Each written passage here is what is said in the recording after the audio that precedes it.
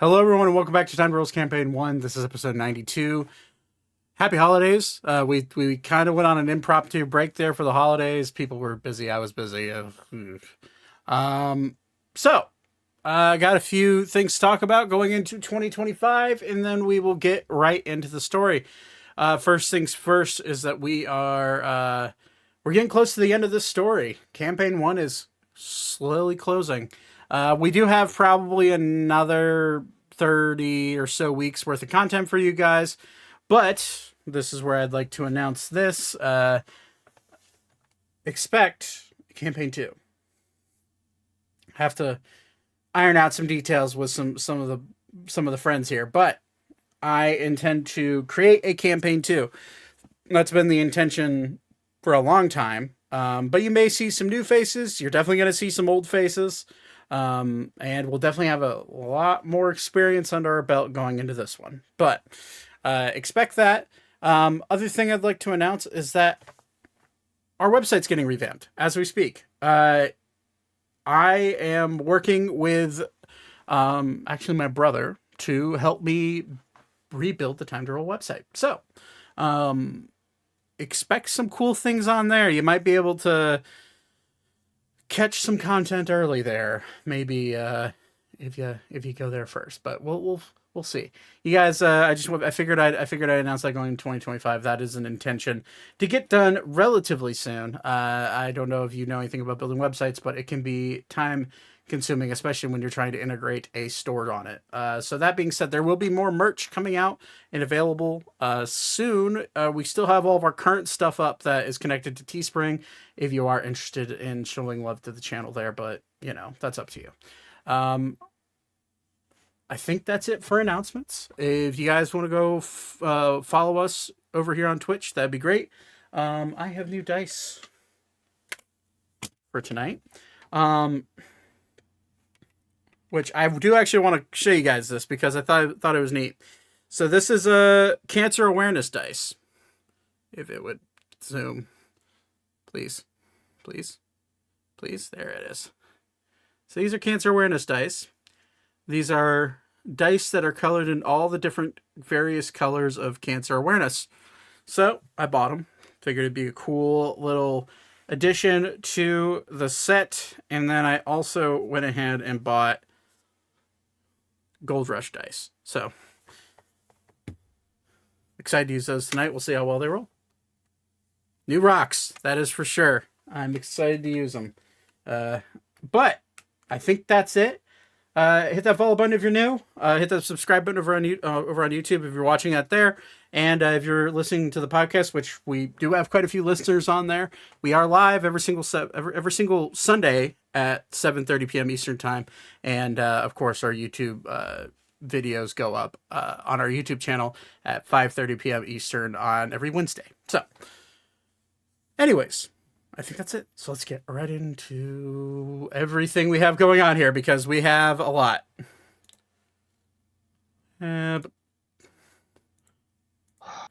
Okay.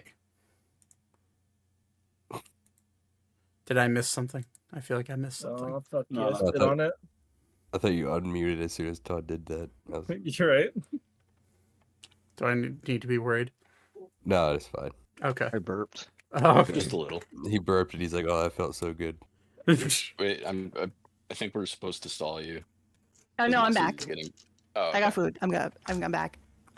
Okay. I have I new. immediately forgot after I heard that. I have new clicky clackies. But are they shiny? They're- Magic rocks. They're new shiny know- clicky clackies. Yes.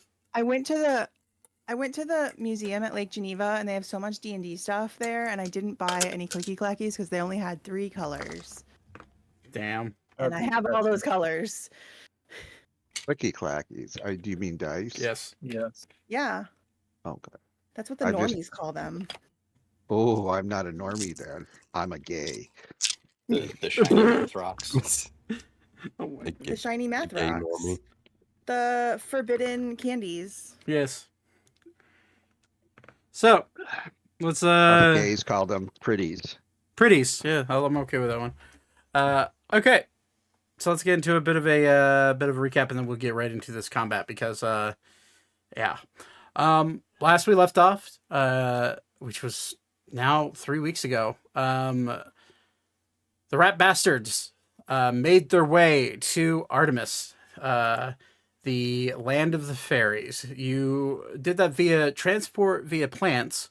You made your way to one of the trees of life, the one that you're very familiar with, in Edna's cave. After a brief stint in Edna's cave, Zane picking up a new curious piece of gear that seemed to just meld to his armor. I still And- need the card for that. Yes, I will send that. Sorry, I forgot. And with a realization for Elka that your sword and Edna had a bit of a connection. After that revelation, you, with a heavy heart, you all left Edna in her cave, her sending you off the best she can.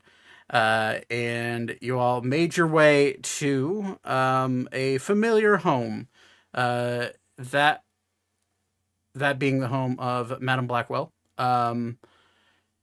After a brief chat with her, she understood your mission and teleported you via a teleportation circle to Y'alenor, the City of Lights here in Artemis. As you make your way there, as you appear, you find yourself being faced with the city on edge, making your way into the main palace area. You eventually find and meet up with the ruler of this town, Earl Alenia Silver. She realized who you were, had a bit of a revelation and realization that she had a group of individuals that could definitely help her with her precarious situation. And after making a small deal with her to aid her in her city and basically the defense of her city, you're able to strike an accord with her where she will make a letter of recommendation so that way you could meet with and see the ruler of Artemis, the Fairy King. As you're being briefed on the current situations of Y'alenor, you are being told that devils and demons alike have been breaching the gates between the Fae and the Hells to come and attempt to steal magical energy and destroy the Fae. As you were getting ready for battle, a familiar face stepped into the door, being that of Alistair. Claiming that he was visiting his dear little sister, Alistair agreed to work with you in dispatching the demons that are currently attacking the City of Lights. You find yourself running out into the courtyard, where actively some guards are facing against some demons you are actually familiar with. Various rocks, and one majorly large demon stands at the center, being another demon you have faced before, a Balor. We are currently getting into combat, so I would like everyone to roll initiative, please.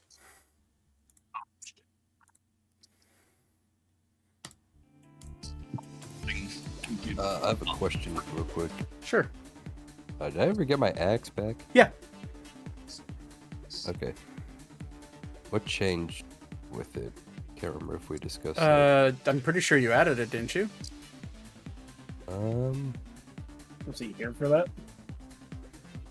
I don't remember at all. I'm sorry. Let me look. It's been a bit. Yeah, no problem. This would be your Great Axe of Eldath. So you added in, it became a +3 Great Axe, and you added a so it was a +3 Great Axe, and you added the range to how far you could throw it and call it back. So 30 feet is now how far you can throw it accurately. Okay. So So that'd be plus, I already so plus we're 9 then? so your current so for throwing it, yeah, would be Dex would be 2 plus proficiency 7 plus 3, so it'd be plus 10 for your throw. Okay, Okay. cool. So let's see here. I'm not in the initiative order yet. Give me one. Yep, that's fine. I need to go ahead and add a turn for Alistair, which... Wait, do I have... He's not the prisoner. That's the token I'm using for him. Why is he... Hold on. Please. Thank you. Disappear. Okay. Oh, I can add her turn. So she rolls a 15. Not bad.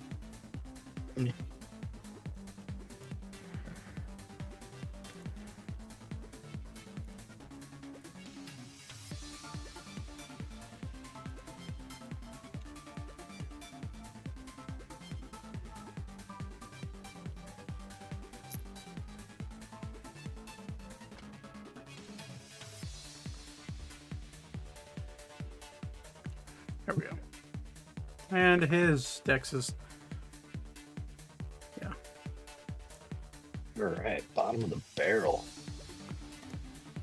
Alright, and... You like it on the bottom. Yeah. Only occasionally. It's 24. Okay, now we're talking. Alright, and Dodge up each... the wrong dungeon. Ori wants to go home. Was that in character? Imagine Ori's like just a very deeply innocent man, doesn't understand anything about that stuff. Be kind of funny, Yeah, that- actually. That is Weavra. Alright, so we'll go ahead and hit the Can I cards. retcon Ori waiting till marriage? No, because we haven't found your vampire fucking weird ice spider. Yeah, I wife wanted, and I stuff. want him to wait. I want him to wait till marriage. Canonically, he does fuck.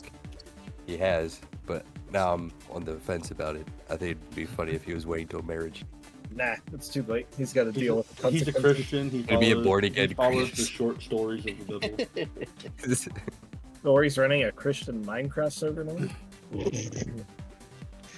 Okay, so let me double check. Okay, that's right. I gotta do. Ori has a question about RAM. The look on Zach's face right now.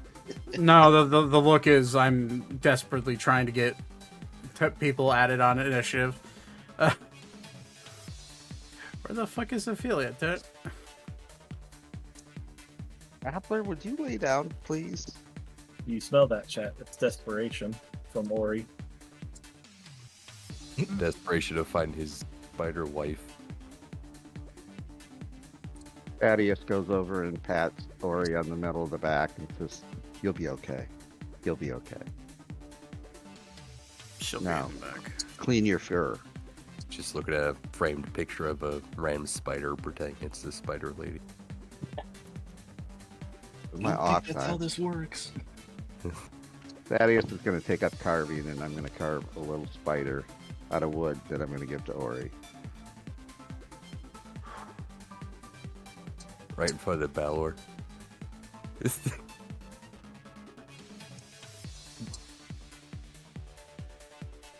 Natural 20 for Archer on initiative. Fuck yeah, bud. And an 8 for...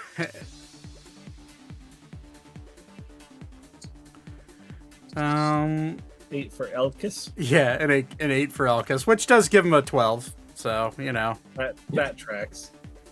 yeah. So that still leaves me at the bottom of the barrel.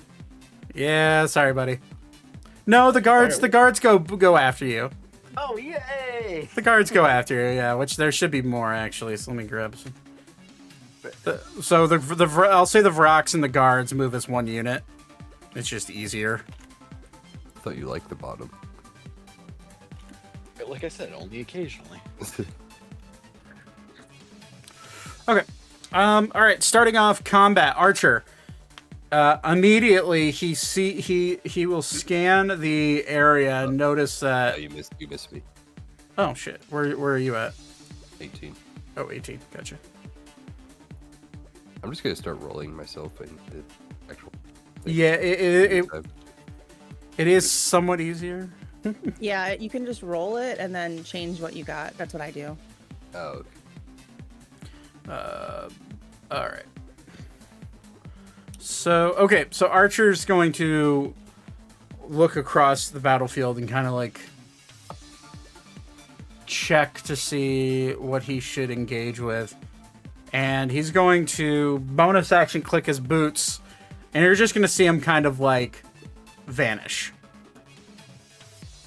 And by vanishing, he's going to vanish straight into his both daggers attempting to stab straight into the Balor. He's basically just going to attempt to speed blitz this thing.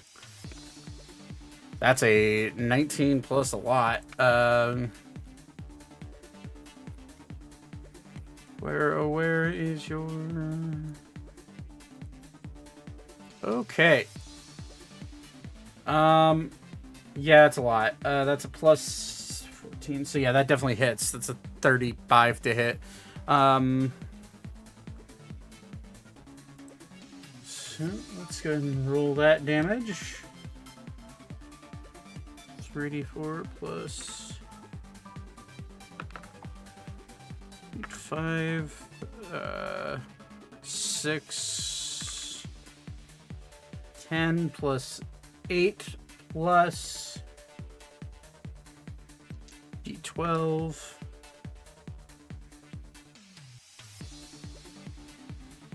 So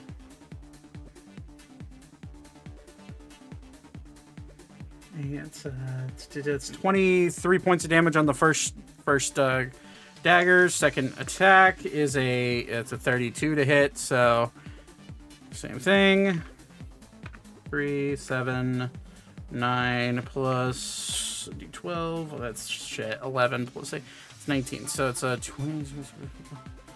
Yeah, so it's a 41 points of magical piercing damage to the Balor immediately. And then he's going to use his bonus. Well, his bonus action was click his boots. He still has a bunch of movement. He's going to go ahead and back off, attempting to get away. That will give the big guy an attack of opportunity. But he's going to, seeing as he's so fast, he's going to, actually no, he'll swing on him. That's a natural 20. Okay. Well, that's with the Balor's lightning. So that's 3d8 plus 8, so 11, 14, 22 points of lightning damage, but Archer is resistant to lightning damage, so that would be 11. Okay, that does it for Archer. Archer's going to come up and engage with this thing. Is now the Balor's turn. And it's just going to straight up rush forward. Angry. It doesn't know where it sees Archer over there, the thing that he just cut into. But it's just going to march forward and look right at you, Zane. And say, do you know Abyssal? Great question. Let me look. No. It's going to say It's going to say, at first start speaking in a scratchy Abyssal, and then switch to Infernal, so you'll hear it kind of like sounding like it's literally just kind of like dark screeching at you, almost sounds like a pig snorting, just very dark and deep.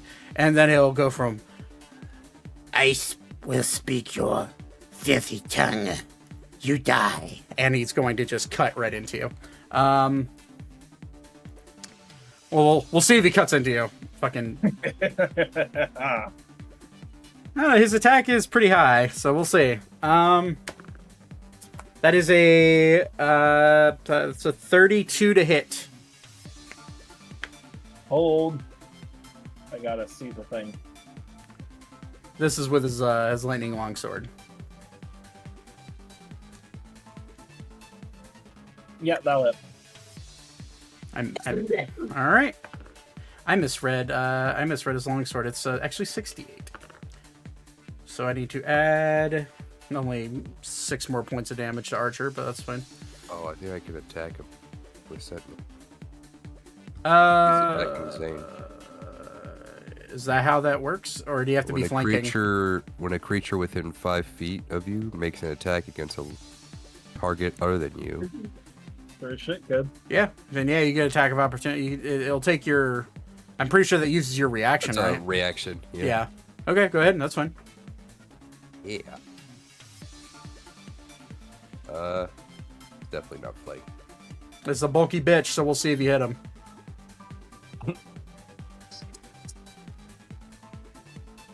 That is I'll hit him with the glaive. 29. 29. That hits. Yeah. I gotta remember that damn. 3d10 plus 6. Oh wait, plus 3d10 plus a d6 of those lightning, pretty sure. If that does anything else. Yeah, so it's resistant to. You've fought this creature before. What you know it's resistant to are cold, lightning, bludgeoning, piercing, and slashing of all kind. Okay. So you remember constantly cutting into the one that you fought prior, and you remember it just staying up for a long time.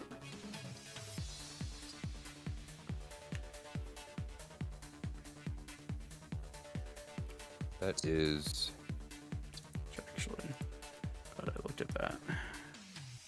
19 damage, and that's already half. Already half. Okay, so 19. So that's a.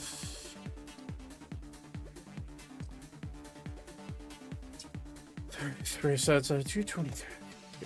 Cool. All right. So remind me with Sentinel. Is that so? You just get to attack, or does that stop him from attacking?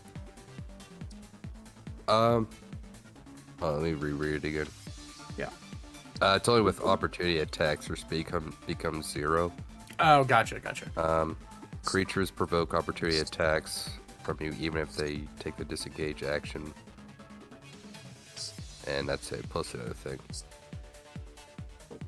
Okay, so it still gets the attacks off on Zane. Okay, that's Yeah, one to. yeah. That's what I wanted to check. So that's 9. You rolled high enough to hit. I rolled a 32 for the first attack before Ori went in on his. Right. Yeah, I'm just waiting for damage. Okay, so it's 11 points of slashing plus 7, 8. It's a 15 points of lightning plus, so 11 plus 15 plus 8. So that's okay, so sorry, the slashing is 11 plus 8, so that's 19 plus 15 lightning damage. So that would be 34 points of total damage. Yeah, are you resistant to any of that? Nope. Okay, so 34 points of damage. That's on the first hit. Second hit, it's going to, seeing as Ori just hit him, he's going to use his fire whip and attempt to wrap it around your neck, Ori. Oh shit. I'm rolling kind of crazy right now. That's a 32. That's another 32. I just rolled 2 18s in a row. Oh, I'm resistant to fire. Well, there you go. So I need you to, since that hits, I need you to make a strength saving throw.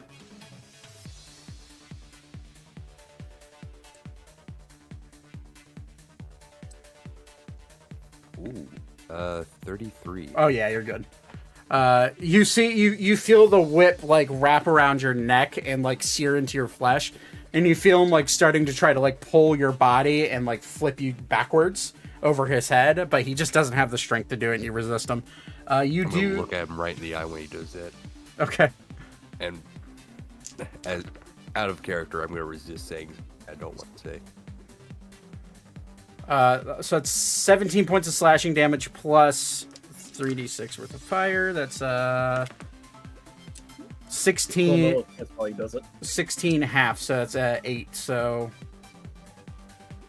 18 plus 8, so it's 26 points of damage. All right.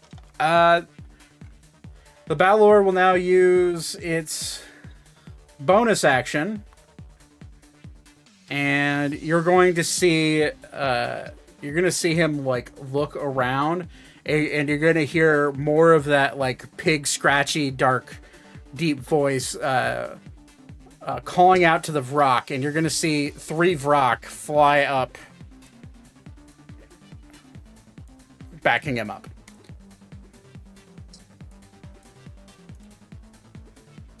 Okay. Let me see here. As he's calling, you guys see a short shadow kind of like fling from above and land on the shoulders of this Balor. And it's kind of like looking up like, what in the world is that? And you see an arm arch back, and you see the cocking of a longbow from a shorter individual who's now standing on its shoulders, aiming his bow down at the top of the head of this Balor.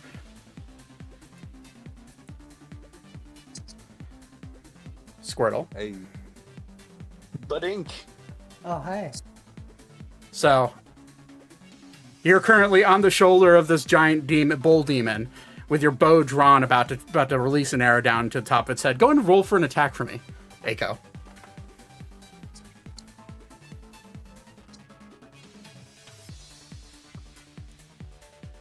Why do I see a 1 in his future? Fuck off. It's probably true, but fuck off. To be honest, most of us were thinking it. Out of the elephant in the room. I just click on my bow, right? Yep.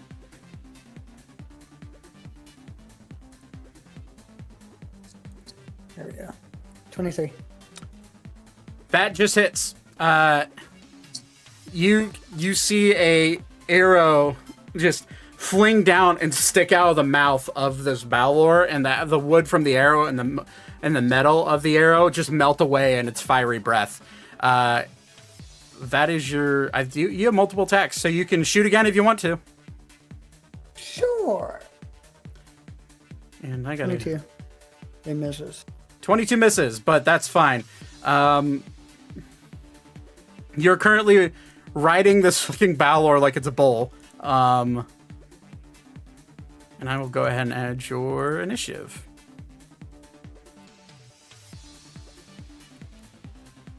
Descending. Boop, boop. Okay. What the fuck? Descending. Boop. Oh, okay. All right, so you want to try to? Are you going to stay on its shoulders, or you want to try to hop off? I'll stay on. for Okay. now. All right. Cool. It's the end of your turn then. Unless you want to use your bonus action for anything. Nah. Okay. Good. Alrighty.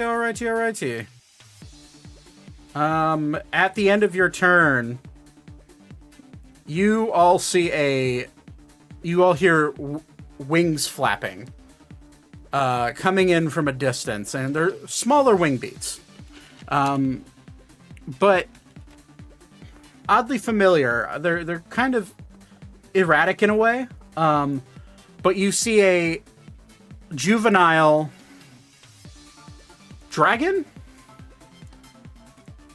flying in, not quite that big, flying in and like immediately rushing to the aid of Eiko, and it's going to, you're gonna see it land right here and immediately just blast underneath its legs a breath of lightning. As you see a now relatively grown up, still juvenile Aragon Let it go. flying in. So I'm going to need the Balor to make a dex save, along with, we're going to say, actually, it's a 40-foot cone. There's a way to do that now, is there not? There is a way to do that now. So from... Okay, he won't get you guys any. He's going to back up enough to where he can not smack you guys with it. So Are those walls or are those? they're like they're just slightly lifted. They're 5 feet tall. Like Okay. it's like a step down into. So yeah, that'll do. He's gonna aim, and you're just gonna see sparkling lightning just fly out of this dragon's mouth. Not quite at the level of veracity that you've seen other blue dragons use lightning before, but it's still impressive for the once tiny little dragon that you saw that kind of just hung around. So I need the Vrock and the 2 Vrocks and the Balor to make dex saves. That's a natural 1. That's for the first Vrock. That is a pass for the Balor and a 5 for the other Vrock. I believe the Balor has resistances against lightning, if I remember correctly. Yeah, it does. Okay. So, hey, do me a favor, Squirtle. Roll 8d6 for me. And 8. I don't remember how to do this. Type in the chat bubble /roll space 8d6. And then drag your mouse whenever it prompts you.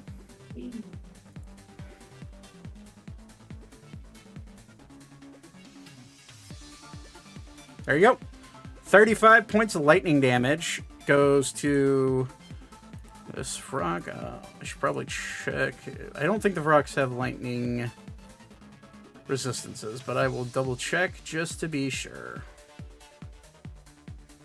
Do I need his character sheet open for? Seeing as I'm going to completely redo it, I'm going to play him for today. Okay, sounds good to me. Where are you, Vrock? Good lord. There you are. Okay. They do have resistance to lightning, so that's 35 halved would be 18 for them, and halved by that is 9. So the Vrock takes the Balor takes 9 points of lightning damage. 3 18. Okay. All right, it's a good hit from him, and you all see your old friend hooded, wearing newer green and gold adorned armor, with a newer bow in his hand, now riding this Balor like a fucking automatic bull. But okay, that's your turn, and Aragon's turn. So it's now Beep's turn. What do you want to do? We're gonna try I'm gonna back up first. Okay. You do have plant. Those are plants, so you're gonna have to kind of like shimmy around them. It's not considered rough terrain, but it is. I'm only gonna move back a little bit. Okay. And I'm going to attempt to use Eye Bite on the Balor. Eye Bite and the Balor. What's the save for that? Let me look. That is a Wisdom save. Okay. Wisdom, plus 9. So that's a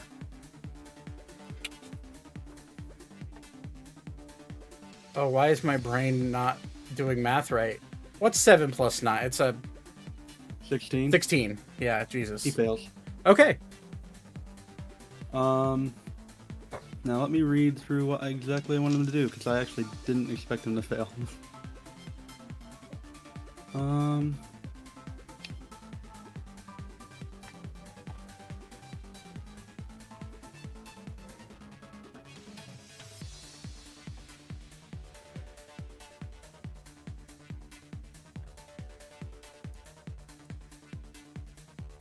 I am going to have the Balor become sickened. Sickened. The target has disadvantage on attack rolls and ability checks. It has to, and at the end of each of its turns, it can make another Wisdom saving throw. If it succeeds, the effect ends. So I will say this: you have fought a Balor before, and you will remember that it is immune to being poisoned or sick or ill. Okay, we'll make it panic then. Okay. It tries to run away. Tries to run away. So on its next turn, on each of its turns, the frightened creature must take the dash action and move away from me in the safest and shortest available route. Okay. And that's away from you, so it's going to end up running. You draw a line.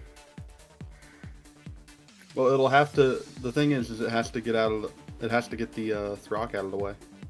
Yeah, so it's gonna have to run that way. But that'll be on its next turn. Right. So I'm just counting the amount of attack of opportunities that will be smacked against this thing. That was a really good spell. Okay. Yeah. Cool. Anything else you want to do on your turn? Yeah, you do have inspirations to throw out. Yeah, I'll use an inspiration on Ori since he's coming up. Okay. Well, that's a D10 now. I believe so. Let me check just to make sure.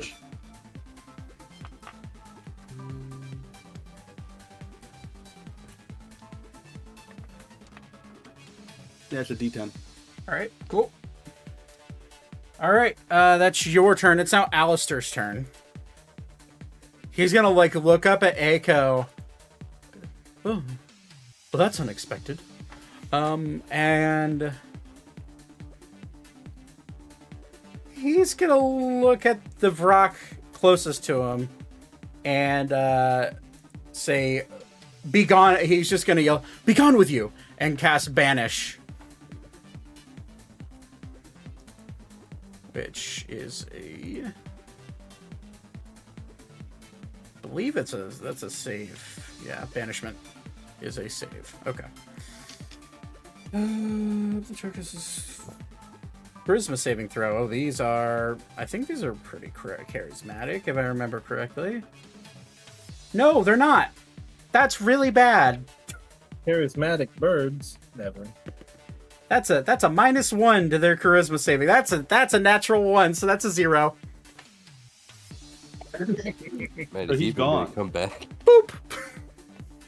You just watch Alistair point and snap his fingers, and the rock just gets sucked into a vacuum of space, and it's just gone. That is for concentration up to a minute.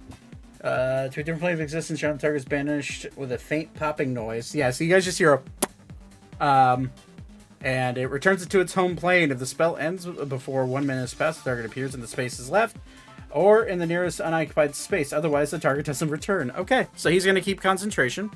I will go ahead and give him a marker for that. For concentration, we will use...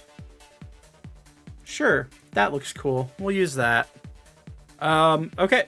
Alistair will then turn around and look at this rock. Or not the rock, but the Balor. And kind of look up at you, Eiko. Look at Zane.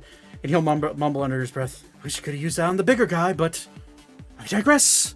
And that will be his turn. It is now the Vrock's turn. We'll start off with the one up top in combat with Archer.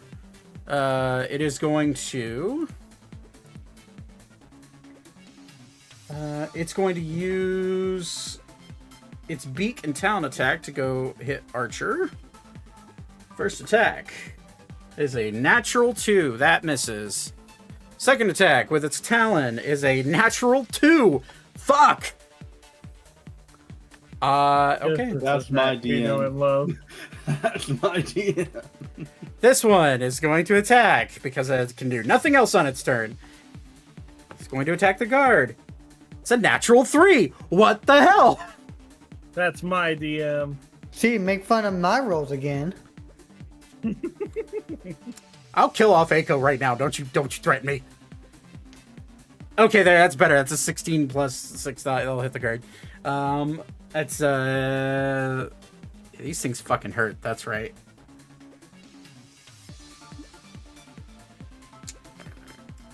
Oh boy. Okay. Well, this card doesn't have a lot of HP. It's a 20. Yeah, 26 points of damage. You just watch this rock take its claw and shove it right underneath the breastplate of this Owlin guard, and like lift him up, and you see like his eyes widen, the guard's eyes widen, and then they glaze over, and he's dead. And it's currently, the rock currently has his body stuck on his fingers, and you kind of see him kind of like look at all of you, and then just start nibbling on nibbling on the guard's arm. Okay. He's distracted. This rock is going, feeling a little bit lightened up. It's going to go after Aragon. So that should hit Aragon. What is Aragon's?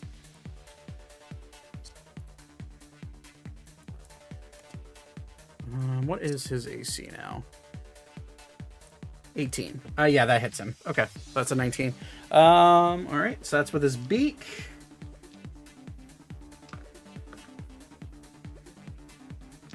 It's 2d6.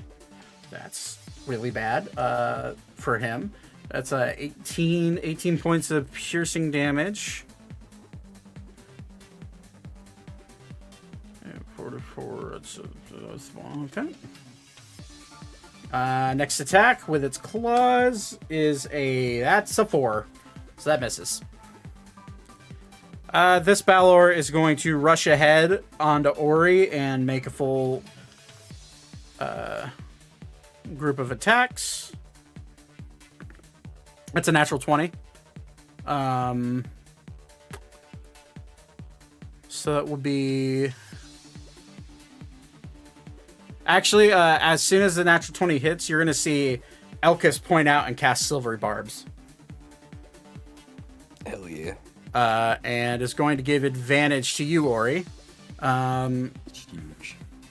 So the rock's going to reroll. That still probably hits you. That's a 24 to hit. Yep. Okay. It hits.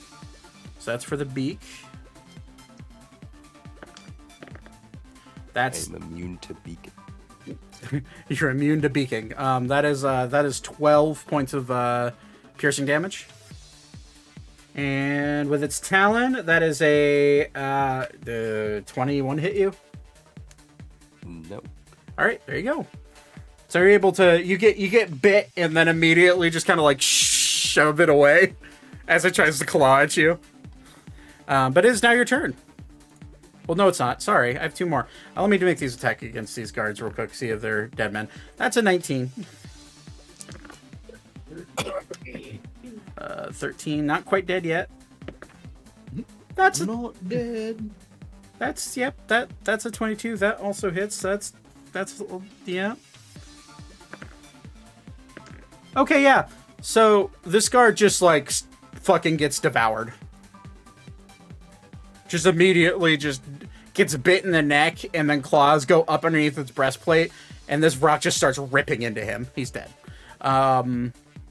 Next guard. This one is... They have a set base of HP. You know how it is. The paper shop? Shoot, no, the Vrooks just have a good... I mean, they're good mid-level enemies. And Town's guards are not going to be the most well equipped. This guard, on the other hand, does get bit, but manages to dodge the claw attack, and is now it is Ori's turn. Okay. I'm gonna attack the bird man. Okay. So it's first 3 attacks with the glaive. Okay.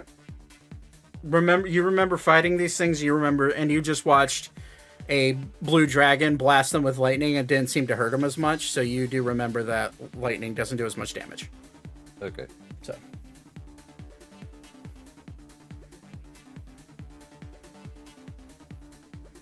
I can't remember. Do I have to use advantage right away for silvery bark? It's your next attack roll or next saving throw, yeah, or ability check. Okay, I'll use it. Yeah, it's a Now use it then. or lose it type of thing. That's a... So first attack's a... If I can do math. 18 plus 15. So 33. 28. 33. 33. Yeah, that definitely hits. Right.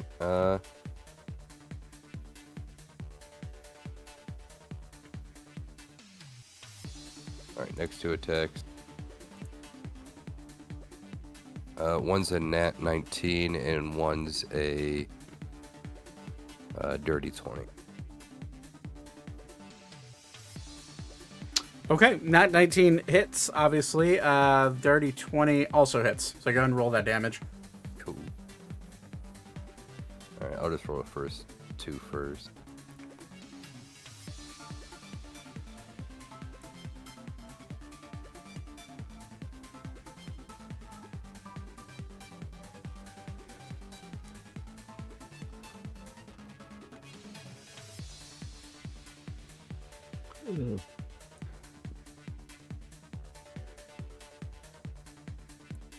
Don't mind me doing some editing on the fly, chat. Thank you.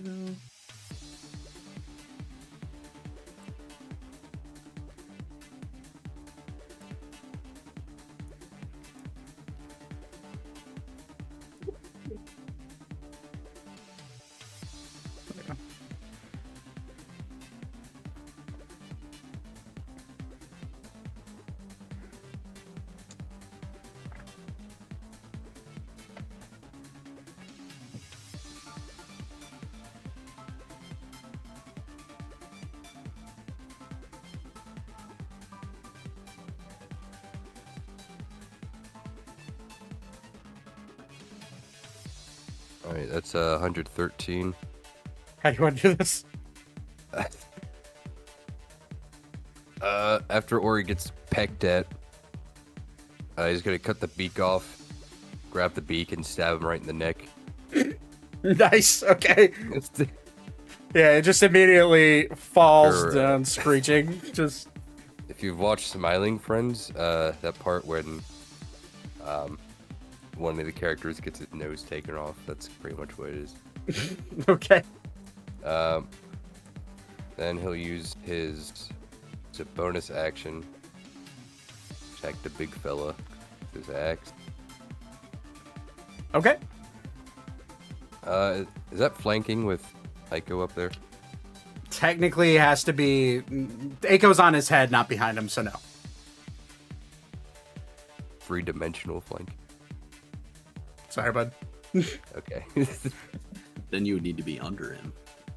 Yeah, you would be. You have to. Nah, yeah, you'd have to. If someone slid up underneath his legs, I would allow the flanking. I do have movement. But you're also ginormous. You're also 10 feet tall. Wait, I'm stupid. What am I doing? I'm gonna hybrid transform. That's a bonus action, right? Yeah, as a bonus action. Okay, I'm gonna do that. I should have done that first. Okay. Let me grab. Well, I don't think we have a hybrid transformation token, do we? No, we don't. I didn't make it yet. All right, we'll just use a smaller version of this. There you go. We make him like bigger. Yeah, we'll make him this size. There we go. So, you see Ori just start to his fur start to furl up and like grow. Aiko, this is new to you. And you see his horns start to elongate out, and you see his snout start to turn from that of a minotaur's to more of a bear face, and your hooves kind of like elongate and like become larger, and the stone underneath you starts to crack a little bit. That's sick. Can my hooves get like a little? Can I give off like the mimic of like claws with spikes at the end? Fuck yeah, you can. Okay, cool. This is your transformation, man. You can do whatever the fuck you want with it. All right, I'm gonna action surge. Okay. And I'm gonna grapple him. Okay, so it's a your athletics versus either his athletics or acrobatics. I need to see which one's better. Certainly his strength. So. All right. All right. What'd you roll? That is a. Oh, I get additional +1 too, so it's a +17. 36. 36. Well, you beat him, but as you go to grab onto him, you feel purchase. And Aiko, this is a weird feeling for you, because you're grabbing on, and all of a sudden you just fall to the ground. He uses his reaction. Smoke and mirrors, and he just kind of fades backwards 5 feet in a free gaseous form. That doesn't provoke anything. Nope. Does not provoke an attack of opportunity. Since that's a attack action, can I extra attack? No, we've been over this, so... Okay, right. It's coming back to me.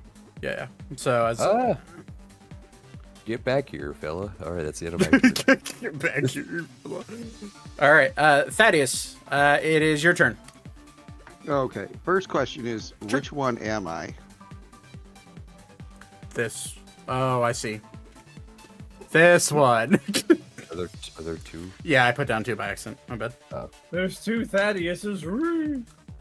I get double attacks. Next question. That circle in front of us, is that an obstruction? It's like a 3 foot tall fountain. You could with your acrobatics, you could easily jump over it. Okay. And this thing, the rock or whatever you called it, yeah. He's dead. That's dead. You watched Ori brutally murder it. All right. So I'm going to take a beeline. First of all, I'm going to just turn invisible. Okay.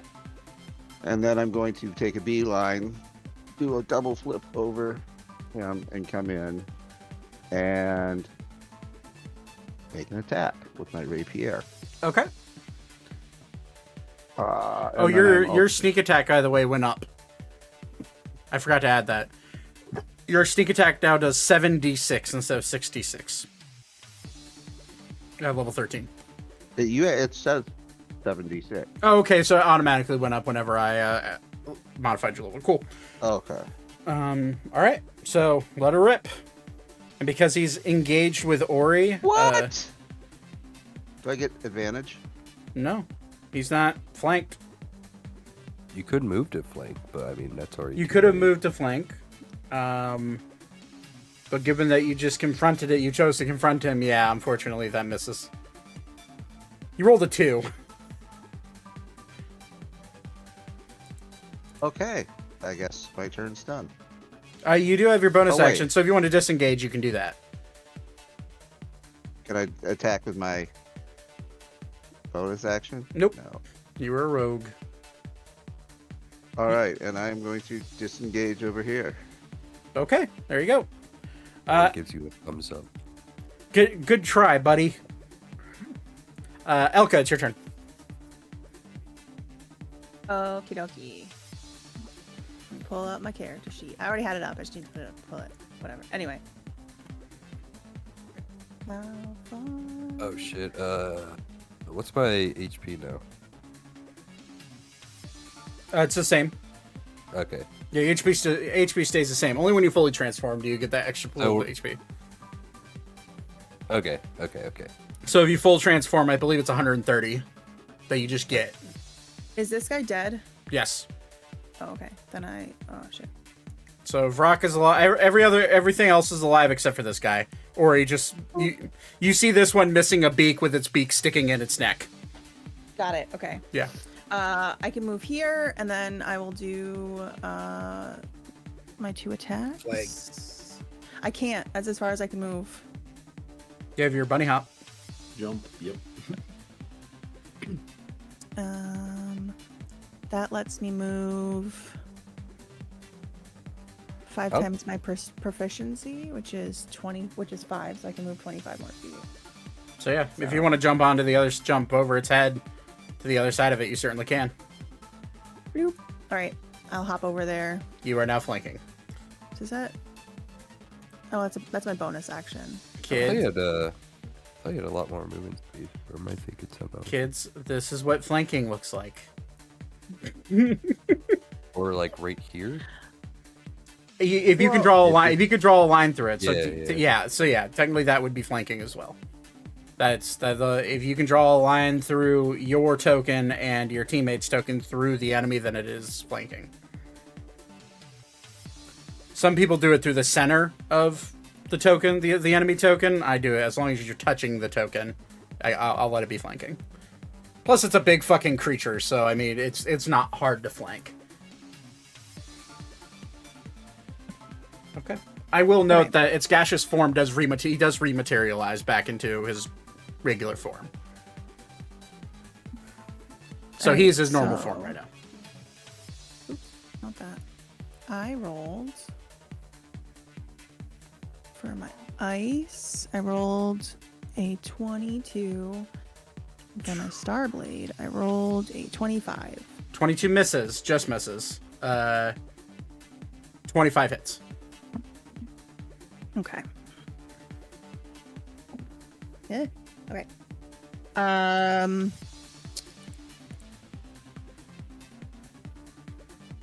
Once per turn, when you hit a creature with an attack that deals piercing, I think the Starblade is slashing.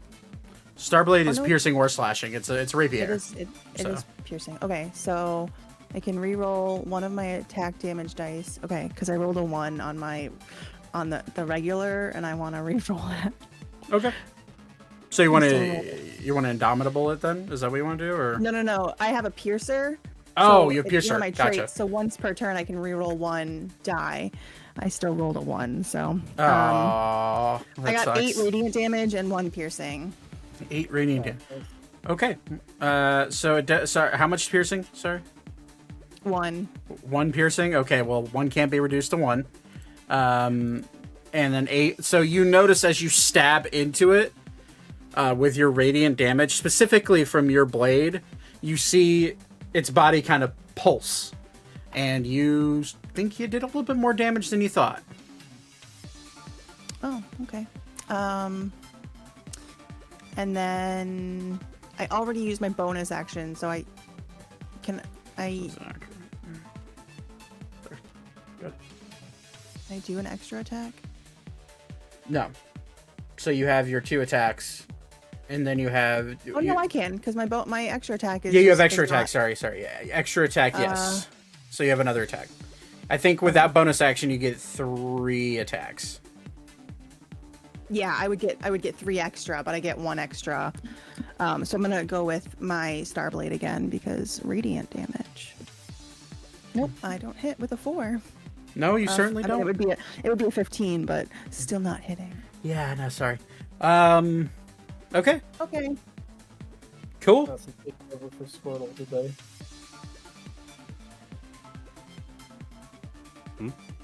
So Mass is taking over for Squirtle today. I hit it once. And did a fair amount of damage. It's hard I'm work. playing the role of Squirtle today. Yeah, he did roll. His only roll has been a 2. So bad do it. All right, it is Alenia's turn. Alenia will take. will look around and see her guards getting fucked up, and will immediately fly over here at a breakneck pace. Look at this rock that is currently starting to eat the guard that it killed, and she is going to...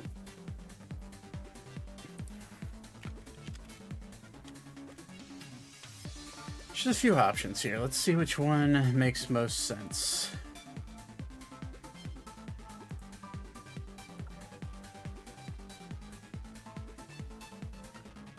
Yeah, she's going to look at this thing and you're going to see a bright light start to form above her head, and she's going to fling a sunbeam right at its face. So that will be a Constitution saving throw. If I remember correctly, these rocks are not very constitutional. No, they are not. Holy shit. 4 score and 7 rocks to go. That is a fail. So that is 68 radiant damage.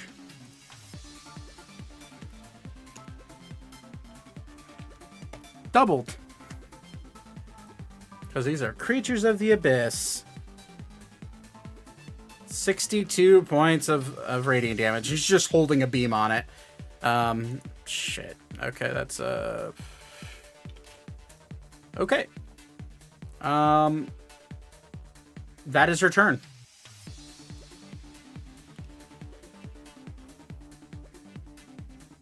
She is also concentrating now, so we will use that same little squiggly line that we used for her brother. Okay. That is her turn. It is now Elkis's turn. Elkis is going to look about and see everything. He's going to spot Archer. Realize that he probably has it covered over there. And he's going to...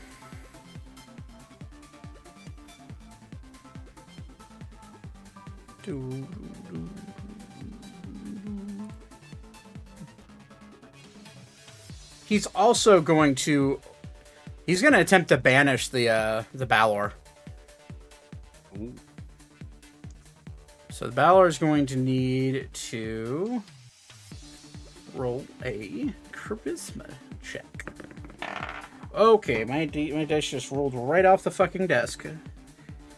That is really high. What is the spell save DC? 22? You don't have the house rule where if you roll off the table, it counts as an automatic fail or miss. Yeah, that one I'll forgive because it's a dice. I'm just pulling your leg. That dice is supposed to roll a bit more, like it was designed to do so. So it just kind of rolled off the fucking desk like it was a ball. Okay, so Balor's charisma is a plus 12. That is a success on its end. It's a 30. So it is not banished. But it will immediately, its eyes will pierce right at Elkis. And Elkis will just be like, sorry. And he'll just sort of like slink off back here towards you, Weaver. It's now Orphelia's turn. Orphelia's turn. I almost said Orphelia's Thorn. That's her brother. Yeah, that's her brother. Orphelia will laugh at the rock. She'll like look at the rock that's kind of like look under the trees at the rock that's attacking Archer. Like, he's got it. And then look at the Balor and smile with a devious look on her face. She's going to cast Evisceration on it.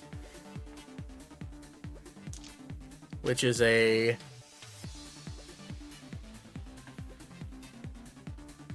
actually an intelligence saving throw.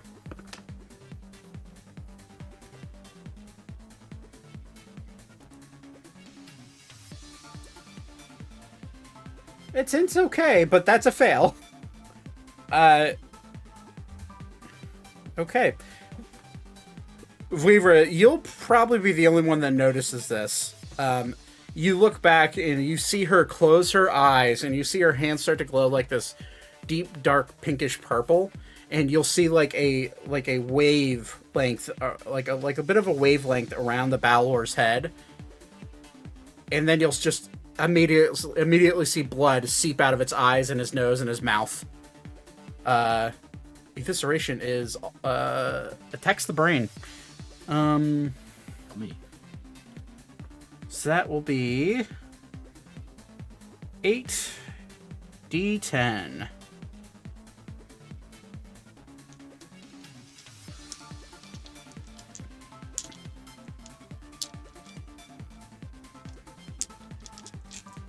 Have any more d10s on this disc? Nope. Alright, well, I'll roll 4 more.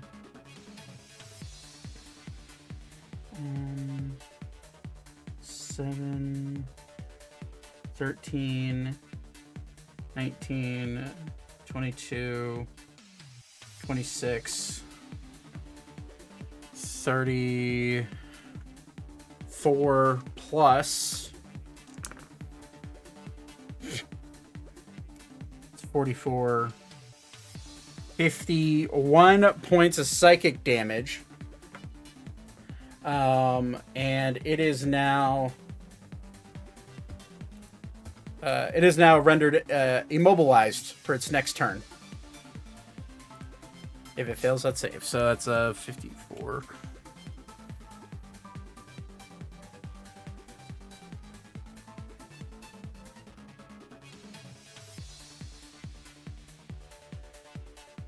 Okay, so it is immobilized. Cannot move. Zane, your turn. Valor's still up, huh? Yep.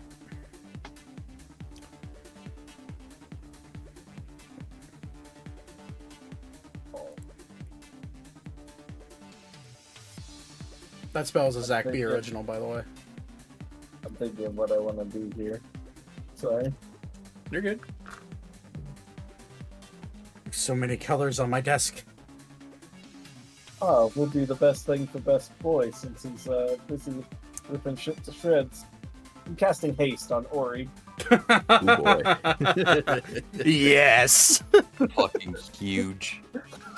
Dude, And then I'm gonna defensive field myself. Okay. Or he's hasted and he has inspiration. Holy shit. If I didn't need to maintain concentration, there would be an enlarge coming into this. Hasted and enlarged. Fuck. Does he get a size bigger in hybrid form? Can't remember. No. You stay the same, roughly the same size, yeah. If you had enlarge, I would really want to be full transformation. That'd be so funny. Fucking kaiju battle. 50 feet. What is he? 20 feet in full transformation. Full transformation. He doubles the size. Yeah. Yeah, it'd be 40 feet tall. 40 feet tall. Just It's a fucking building. yes. Okay. Is that your turn then? Defensive field up. Okay. Weaver, what do you want to do, buddy? I'm going to look over at Elkis and say, this one must maintain concentration on the urn. And I will go 5, 10, 15, 20. Are these trees or bushes or? They're trees. Trees? They're about 10 feet tall. Yeah.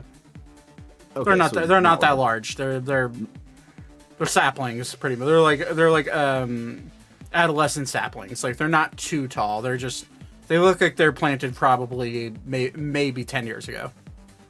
Okay, so it's not something that I can just like dive into the bush. Correct. Okay. Yeah.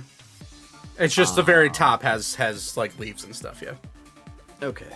I want to double check this other spell to see if it is concentration. And I don't think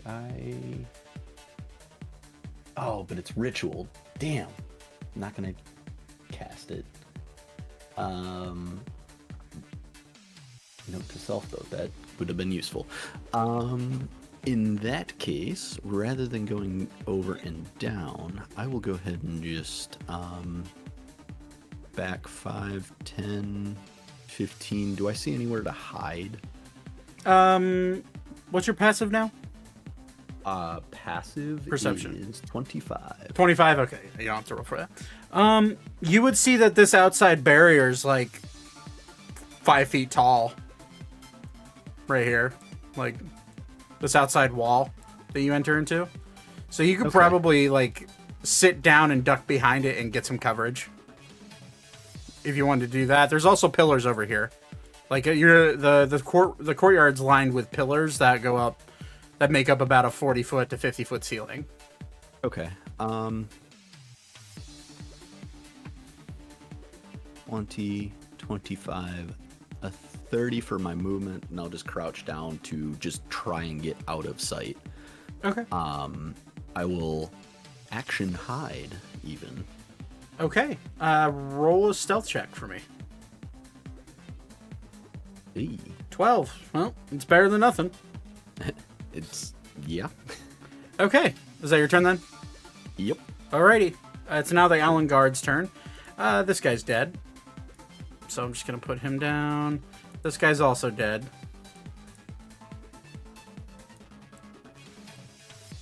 Oh, no, sorry. This guy's not dead. My bad. This guy's not dead. This guy's dead. So this guy is going to take both of his...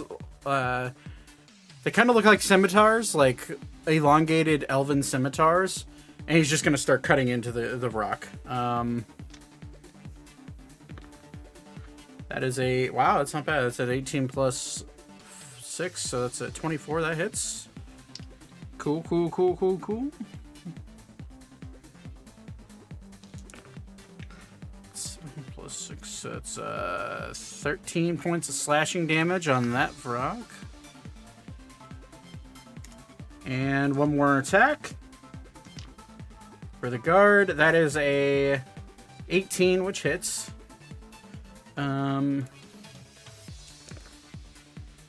It's another 15 points of damage. Well, that's not bad.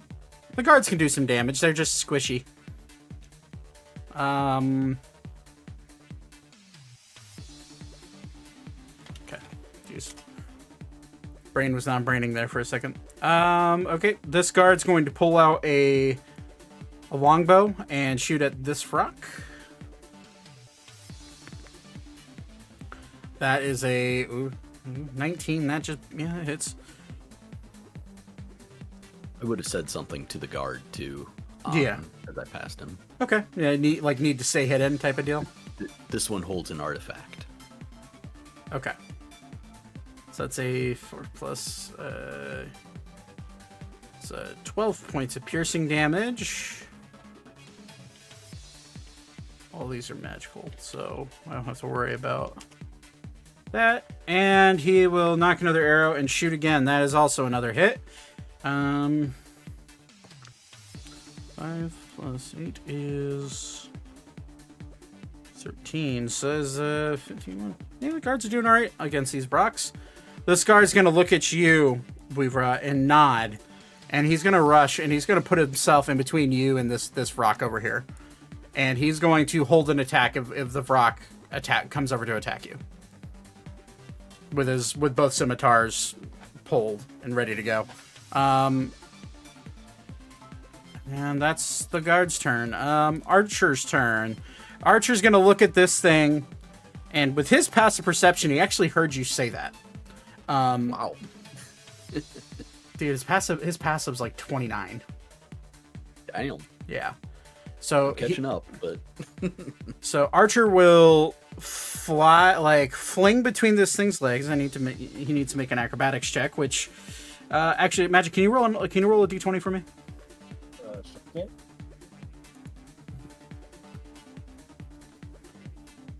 15. 15 plus. Yeah, that's a 35. So, just phew.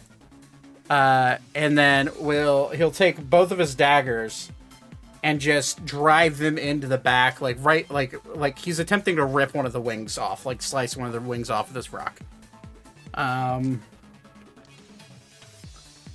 because it's more of a specific tech, I'll raise the AC slightly, but that doesn't matter because it's plus to hits. Fucking ridiculous.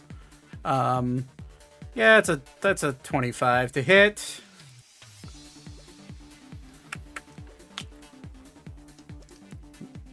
And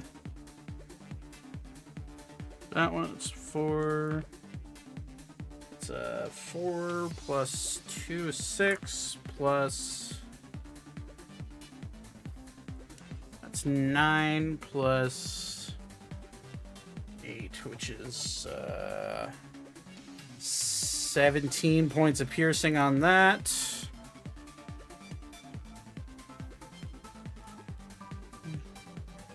$83. Okay.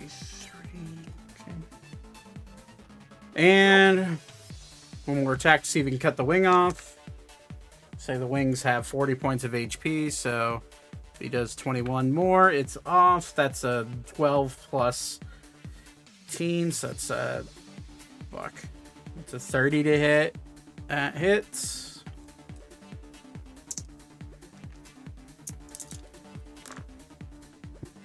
It's 12 plus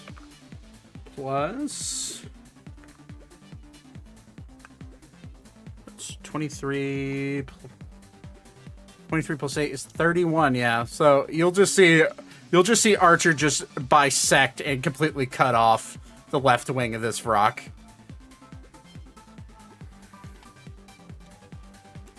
All right.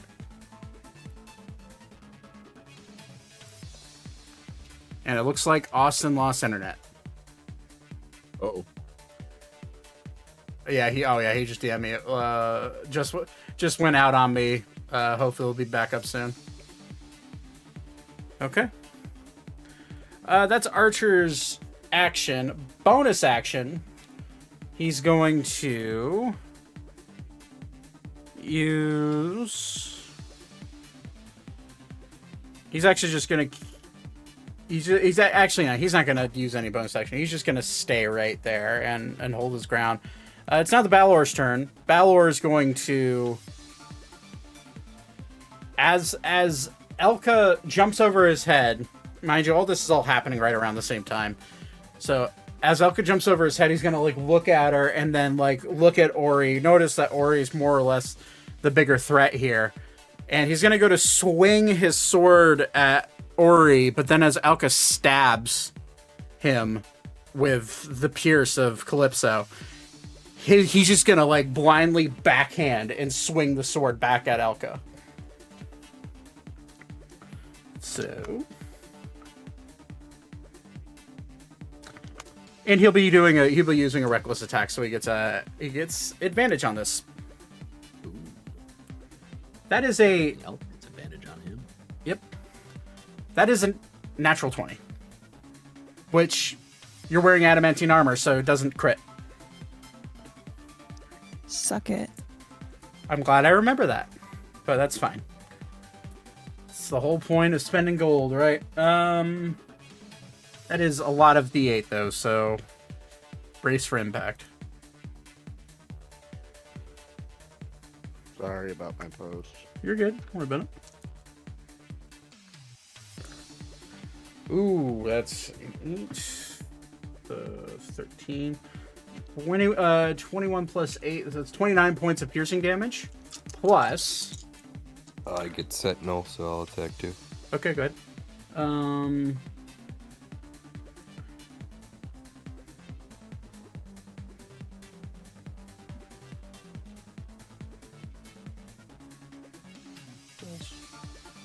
if it's a crit, damn, I didn't realize. So, if a Balor scores a critical hit, it rolls damage dice 3 times instead of twice. So it's still doubles. It would triple normally, so. Well, it says it becomes a normal hit. Right, but his ability nullifies. I think. Hold on. I think this is up to the. I think this is an up to the DM type of deal. Hold on, let me double check. I want to see if there's any precedent for it on like Reddit.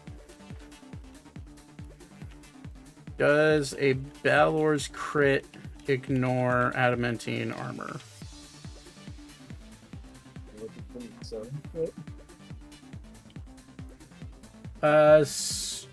So this is from a DM on Reddit. I had this issue pop up in one of my campaigns.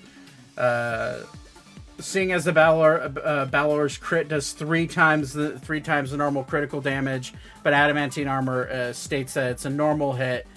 We met in the middle and we had to just do a normal crit, so it'd be double. I'm okay with that. I'm okay with that. As that's 8. So sorry. 8 plus, so 48 points of slashing damage and 32 points of lightning damage. How much? Okay, 32. How much? You said there was piercing damage? It's slashing damage. Okay, so it's just the 48 and the 32. Yeah. So Ow. 80 points of damage. Yeah. It's a giant fire. It's a giant fire demon general. Like, it's gonna hurt. I mean, how? Like, I feel like he should get disadvantage because I'm so tiny. Yeah, no, sorry. Anyways, He's so much bigger, and I'm so tiny. What was your? And it's hard for him to hit me. Nate, what was your hit? Your attack? 33. Hits. Okay. Is that the damage or is that the hit? That's the hit. Okay. For radiant, so that did takes more damage. Yeah, it doubles radiant. What I Yeah. understand. Okay. So total, that's 34. The slash, I attack with the axe. The slashing was already halved, so that's 34 total. 34 total. Okay. Yeah. Good hit. 40 is okay. It still has this fire whip. It's going to take its fire whip and swing and attempt to go for your neck again, Ori. Stop. And it's reckless right now, so you do roll with advantage, by the way, because he's reckless. Okay. So it'll double that damage if you roll that 20 here under 8 or 19.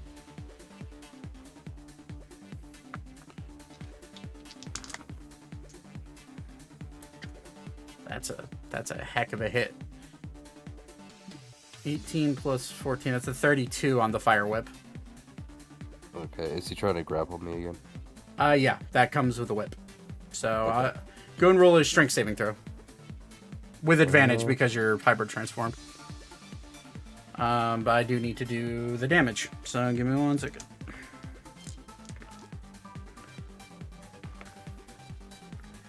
So that's 14 plus 8 is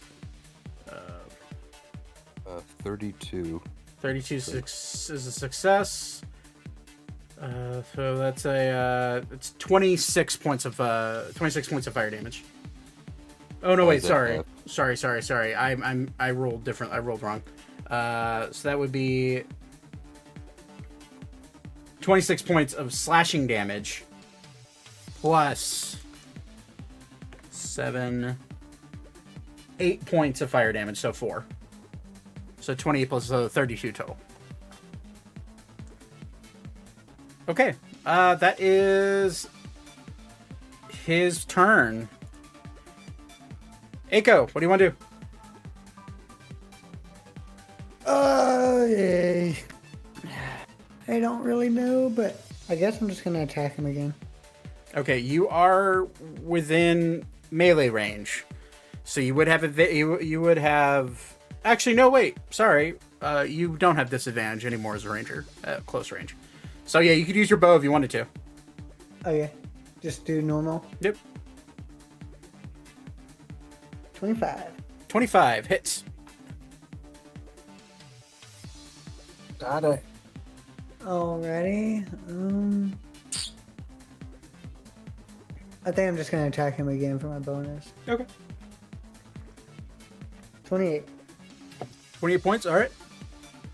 And that is magic damage, so that will do full.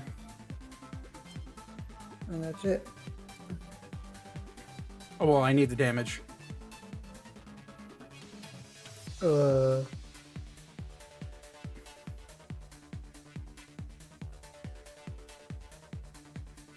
You click the long. I got it. I got you. I got. Nope. There you go. All right, so he is a Yeah. 14, so 20, 25 total. All right, so that works.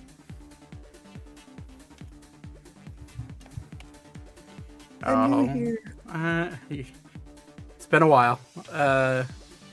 Is Austin back? He is not.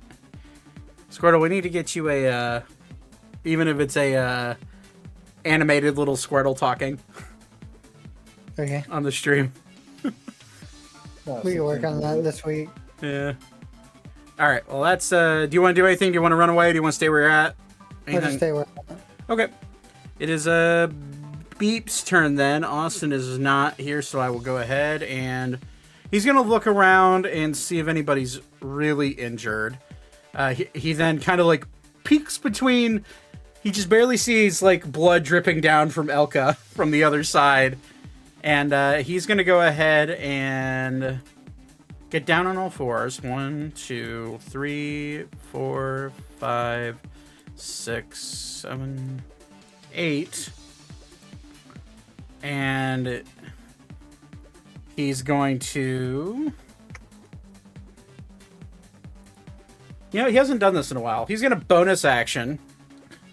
Have... Fucking... I'm blanking on his little leprechaun's name. Seamus, I think. Lae'zel? I thought it was a hard C name.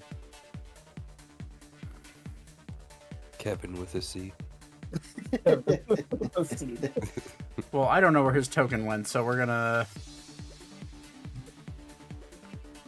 So he's finding familiar. He's... Yes, but that's a bonus action for him. So he's gonna bonus action finding familiar, and you're gonna see. I'll just use. Sure, we'll use the kobold token. Larry's here. Larry's here. But you see a little you see like a little leprechaun pop out, and he just goes like, "How you doing?" And he will tap you on the shoulder and cast a 5th level Cure Wounds. So he is. So leprechauns just fancy halflings. Pretty much. They're halflings buffet. Anyways. 23 plus... Okay. I'm dropping dice all day today. Boy.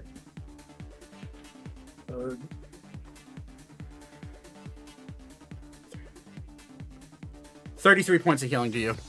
Okay. That's his action. Bonus action. He will give Bardic's Inspiration. He will inspire. Yeah, he's already has one for Ori, so he will go ahead and inspire Elka. Didn't he use his bonus action to... Oh, yeah. Thank you. Not to be that guy, but... No, you're right. You're absolutely right. Okay, that's his turn. It's not Alistair's turn. Alistair's going to look at this Balor and realize, they probably have it. And, technical question. Sure. The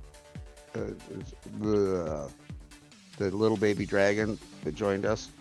Oh, yeah, that didn't get an attack, actually. You're right. Yeah. He'll be in, he'll just use his claw attacks. Because he can't use his breath attack back-to-back yet. So you get 2 claw attacks. Hey, can you do me a favor, Squirtle, and roll 2 d20s?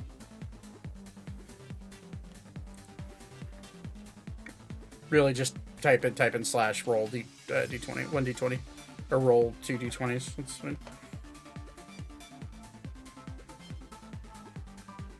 9 and 11. Wow. Okay. It's plus 8, so it's a 17 and a 19. So AC is 17. That hits. So I'll go and roll the damage for that. Claw attacks. It's a d8 plus 8. That is a 15 for the first one. And another 15. Wow. How about that? Thank you, Todd. You're welcome. I always forget about familiars. It's now Alistair's turn. Alistair will see the dragon, see the little baby dragon locked in combat with this rock, and kind of like look around and notice this one's really not been touched. And he's just gonna take up into the air, and he's gonna hover above this dead rock, and he's just gonna look at that one, and he is going to quicken a spell. And he's going to go ahead and cast Magic Missile at, we'll go 3rd level. So let me roll that real quick.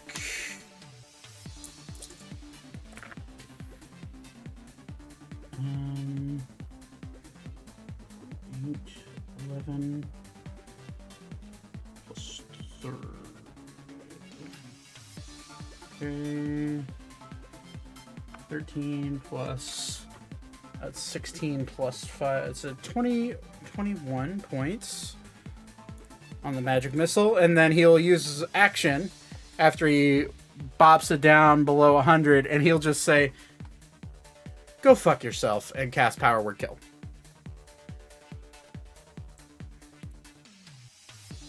So this rock is dead.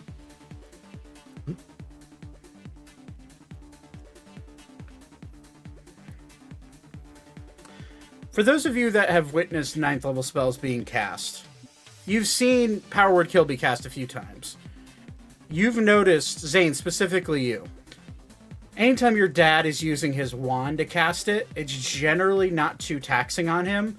But if he does it without his wand, you notice that a 9th level spell generally taxes the energy of the person casting it. You just witnessed Alistair cast his spell, which you know to be a 9th level spell.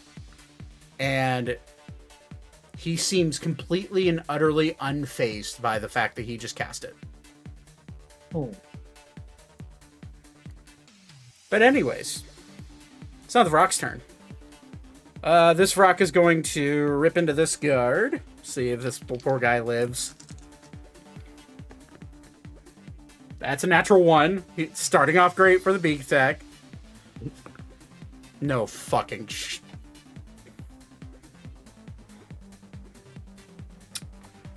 Well, I'm just gonna take a picture of that because I don't even believe I just did that. I rolled 2 d20s at the same time.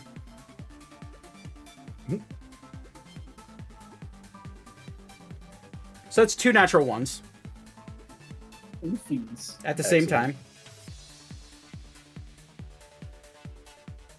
So, that rock just completely whiffs. That's an 11.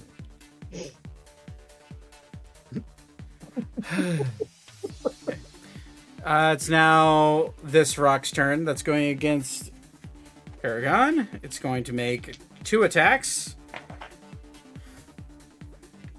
Okay, I just about fucking freaked out. That's an 8, not a 3. 8 still misses, but the 16 does hit Aragon. So that's the claw attack. That will do 22 points of damage.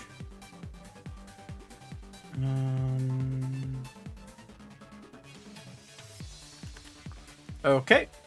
It is now this rock's turn. This rock, along with this rock, they're going to look out at the groups of people around them. And you're just going to hear them start a wailing screech. I'd like literally every single person on this battlefield, short of Beep and Alistair, to make a Constitution saving throw. It's a con save.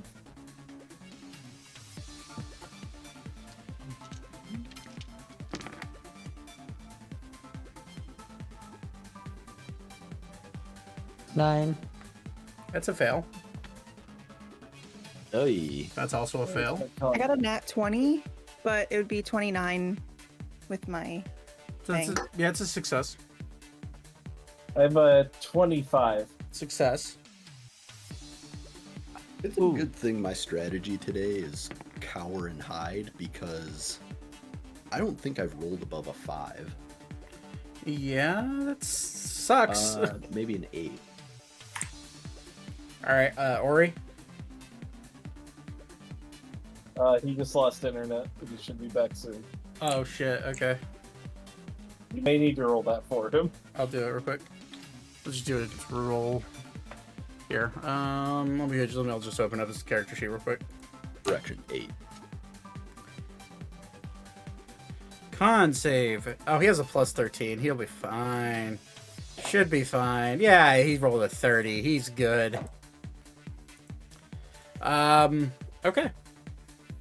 So, Aiko, Vivra, you feel your bodies just tense up, completely, like, stammered in place, and you are stunned for a turn.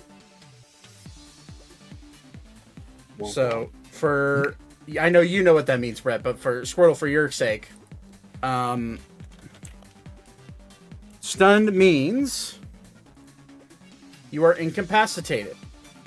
That means a few things. As soon as I roll down and tell you. A stunned creature is incapacitated, which means you can't move, and you can speak only falteringly. You automatically fail strength and dexterity saving throws, and attack rolls against the creature have advantage. So you can attack still. So you can still shoot your bow, but you cannot move. Any attacks made against you are with advantage. Okay. And any strength and dex saves are done with or they automatically fail. Yeah, I'm glad you ducked behind that. But you also see, unfortunately, you see Elkis also like stiffen up, like can't move. I rolled a 2 for him. It sucks. And he's a sorcerer. Constitution is not his specialty. But okay, it's Ori's turn, and he's not here yet. So we're going to do it for him. Let me pull up ye old character sheet.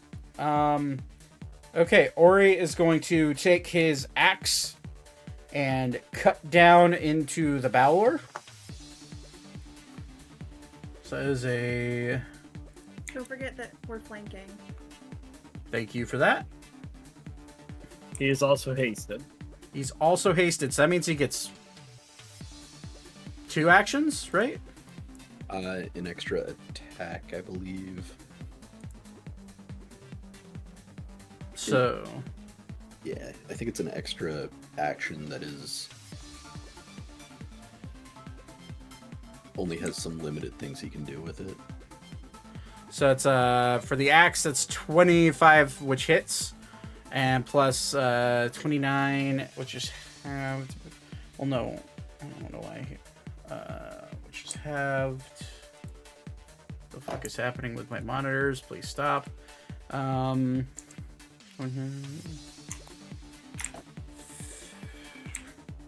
15 plus 12 is 27 points on that hit. He's then going to take his extra attack with his glaive.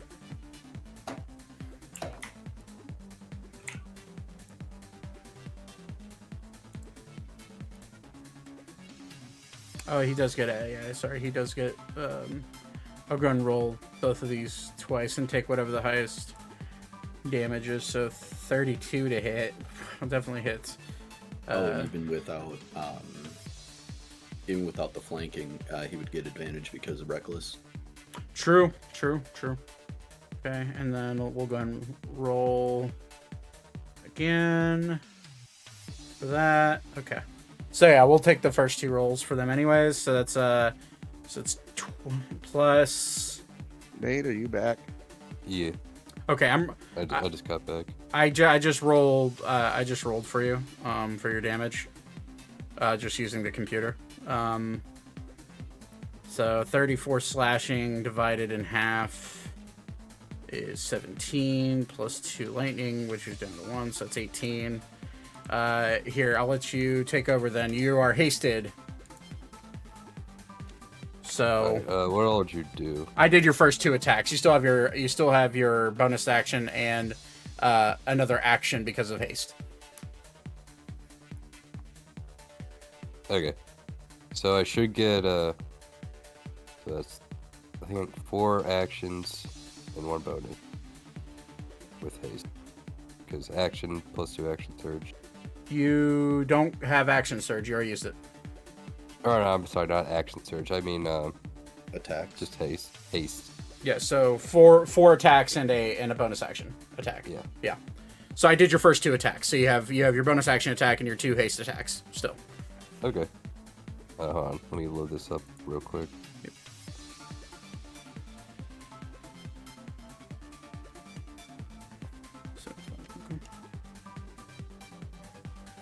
And you're rolling with advantage because you're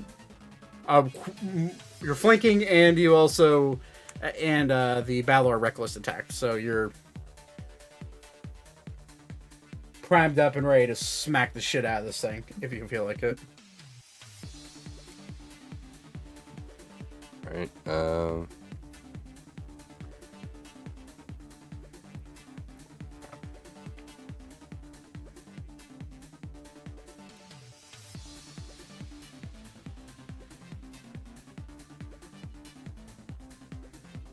Sorry, it's taking its time, I guess. And you're fine. Don't worry about it.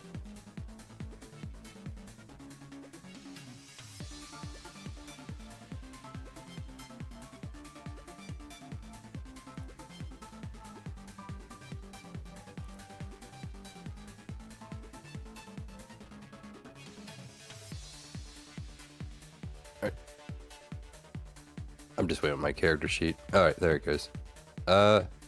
So first attack, nat 20, Nice. and second attack,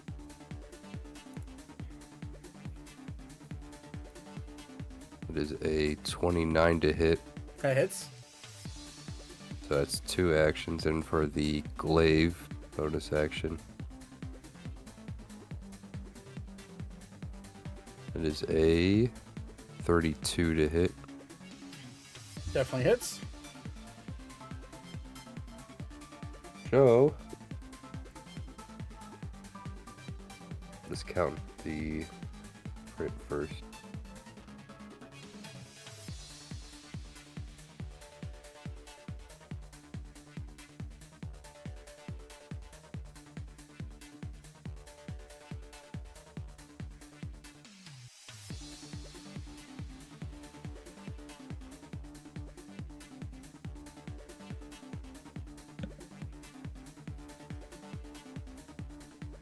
So with the radiant damage, would I just add? It just doubles. Okay. So whatever you have as radiant, it just doubles. Even with the crit? Oh, crit, yeah. So crit, it Just would times 3. or times it would be so it would be doubled and then doubled again. So if it's 4, then it would be 8 times 2. Okay. Damn. All right. Yep. Actually, did roll a 4. Yeah. So Correct. 16. All right. Let me just add everything together here. Yeah. No problem.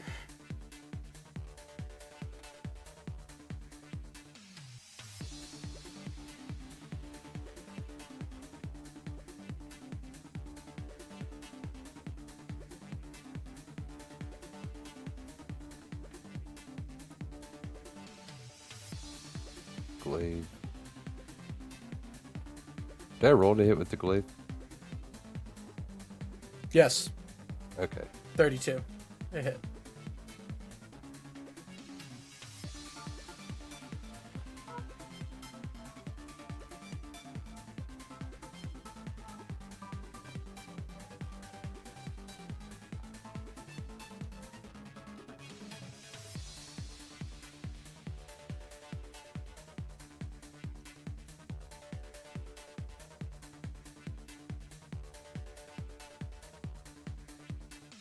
All right. 100 and...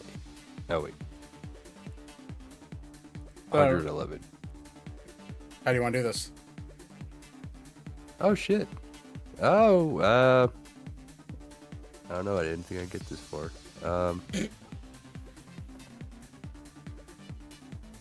I'm gonna. So the first 2 attacks are for each of his wings. Okay. Just cut him right off. I'm gonna swing him so hard down that they're gonna slip from my hands, and my weapons are gonna just stab into the ground. Okay. And then I'm gonna grab his horns and like high kick knee him in the face. Okay. And I'll just beat him to death with my hands. All right. My weird bear hands. Yeah, I see what you did there. God damn it. All right then. I solid opportunity. Couldn't be missed. Well done. Anyways, fucking shit. And I'm gonna keep the wings if they don't disintegrate or turn to smoke or something. Unfortunately, they do disintegrate as Every time. They're- Every time they're there's a big de- creature, they do that. they're demons, so their bodies can't stay on this realm. We're gonna But- put in a bag of holding really fast. You would need an action to do that, and you are fresh out of actions.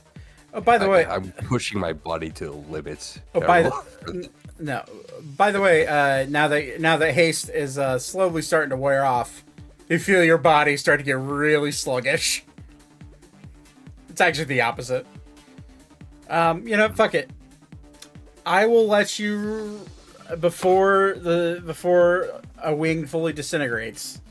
I will let you roll we'll go with an acrobatics check with disadvantage. Okay.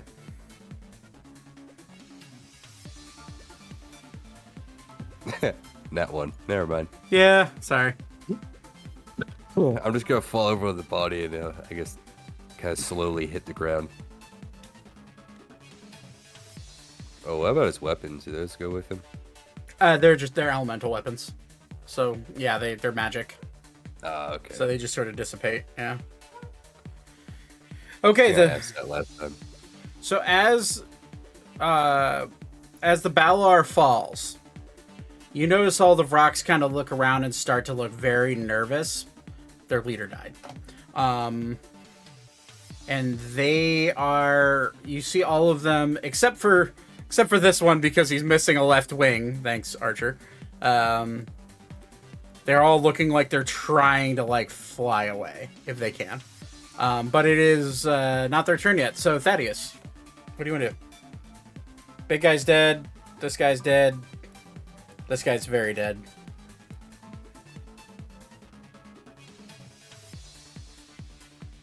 Oh shit! God damn it. Okay, so what Thaddeus is going to do is I'm going to move over here and I'm going to say, "Hey, Aiko," but Aiko doesn't see me because I'm thinking, and I'm going to make sure that I flank this rock with his because he's attacked to attention to our little dragon friend. Is that correct? Mm-hmm. Okay, and will give me advantage. Yep, and sneak attack. And sneak attack, and I am going to attack him with my rapier.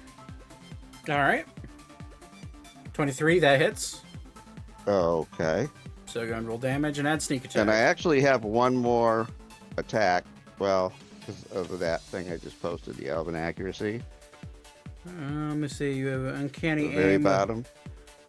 Rather than brute force, you gain the following benefits: increase your dexterity, wisdom, or score by 1 to maximize of 20. Whenever you take advantage on an attack roll using dexterity, intelligence, wisdom, or charisma, you can re-roll one of the dice once, so that you don't have an extra attack. You're re-rolling Right, one of the but damage dice. Right. So if you So roll a then- low, I so think if you, it's one of the 2-hit die. oh, is it one of the two? No. That's how I'm reading it. You can re-roll one of the dice once. Oh, if you have advantage. Okay, yeah. So if you want to re-roll real quick and see if you can get a nat 20, so just Right, roll a regular. that's what Just my- roll a d20. Close, real close. You rolled a 19, Ooh. but Okay. yeah. All so right. So now we're going to do damage. do you want to Well, you bonus action invisibility, so you can't do the poison. I was already invisible. Were you? Yeah. So, yeah, because this is the second round of combat. Oh, okay. That's fine. So yeah, you use your bonus action to inject, assuming that they actually. Can't remember if rocks are immune to poison. Let me double check. Yeah, they are. They are immune. They are What immune. the to fuck? They are immune to poison. Oh damn! You rolled 2 1s in your. Ooh. So yeah, the 6 doesn't even matter. As you go to inject the poison, it just doesn't even seem like it hurts it at all. But that's 26 points of damage. And you're still invisible and still stealth. So actually, I'm gonna go ahead and say, well, I'm going to roll a perception check. The only way this thing's fucking seeing you is if it rolls a nat 20, and it does not. So, It's not dead. nope. Still breathing. It's hurt real bad. It's the blood gushing out of it. It's like this blackish, like red, dark red. Do I get a bonus attack? Nope. You're a rogue.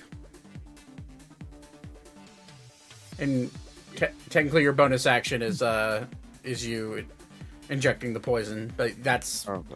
yeah. Okay.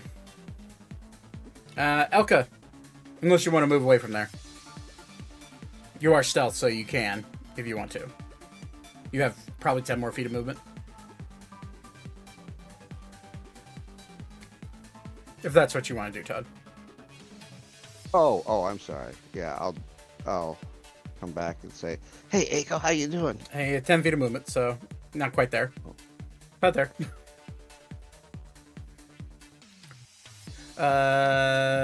All right, Elka, it's your turn. Balor just died in front of you by Ori beating the shit out of it. Cutting off its wings and beating the shit out of it. I wanted to do that. I wanted to stab it in its eyeballs. That is nuts. Okay, I Different will set of move balls up than you, here. So I'm flanking with this guy. Okay.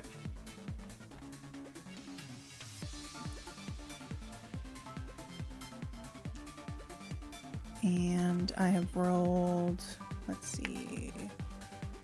For my ice, I've done a 26. Hits. And the other one, I've done a 27.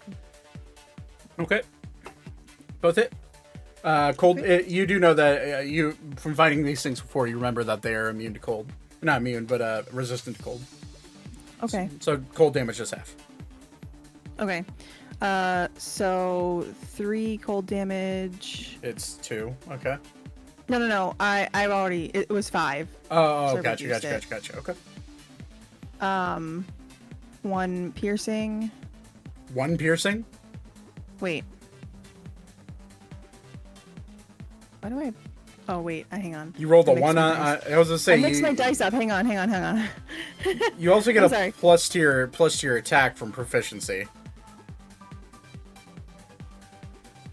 Oh yeah, I forgot. I get a +6. We just lost Nate again. Okay, I'm sorry. I did 2 ice damage, 5 + 6, 11 piercing. Oh no, that's 9 piercing. Okay. And then with the star blade, I did 9 piercing and 5 radiant. Is that doubled? No. Okay, so that's 10, 9. How do you want to do this? Does he have balls? He is. Are you a boy Varrock or a girl? There is no obvious gender to All this right, demon. I'm gonna stab him in his taint. With Okay. both of my swords.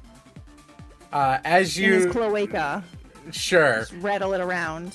as you stab him, it, them, her, whatever, in its in its taint, you see it go, oh, and then die. Oh man, I'm so glad that I was able to switch over to the stream and see you do that. You're welcome. All right. Okay. Anything else you want to do? You still have action surge and all that shit. So Yeah, and I still have movement. Because I was here. So I still have 15 movement. So I can go Up to this guy. Boop, boop. And then I get an extra attack first, Okay. which is a 17. 17. No. 19. 19 hits. Okay.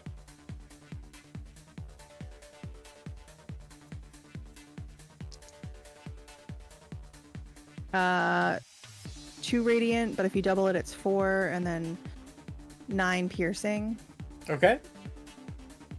Still and up. then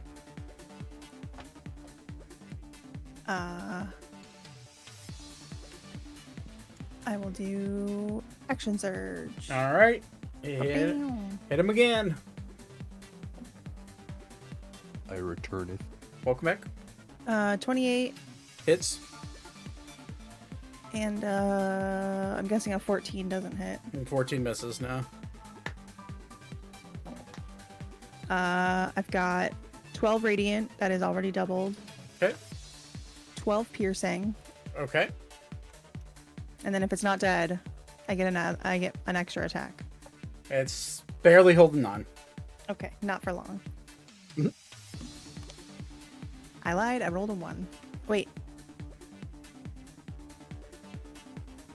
Oh, it's a saving throw. Yep. All right. That your turn? Yeah.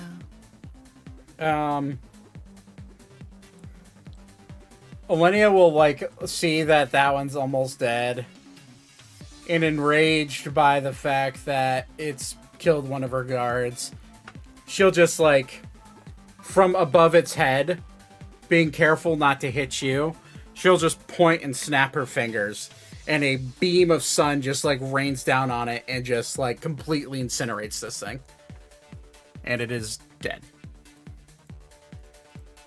Actually, it's just gone.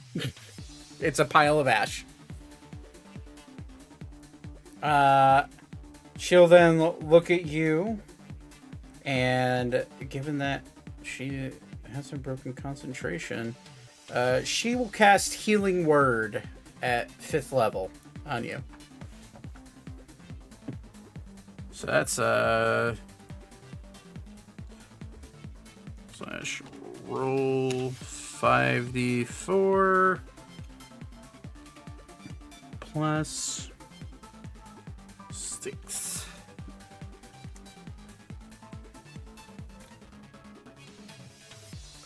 You get 14 points of healing.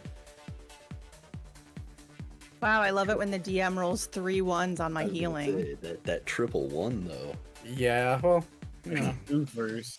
there's 4 sides to that dice. 20%, 25% chance of doing it. Better than nothing. Yeah. All right, it's now Elkis's turn. Elkis is stunned. Cannot move. But he can still cast a spell, so he's going to... Can't move his arms, because I guess it can't have anything semantic. Which does really limit him. Holy shit. Oof. Yeah, that's bad.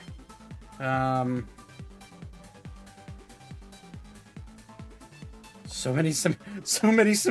Oh my god, how many semantic spells does he have? All of them. Yes. Oh no.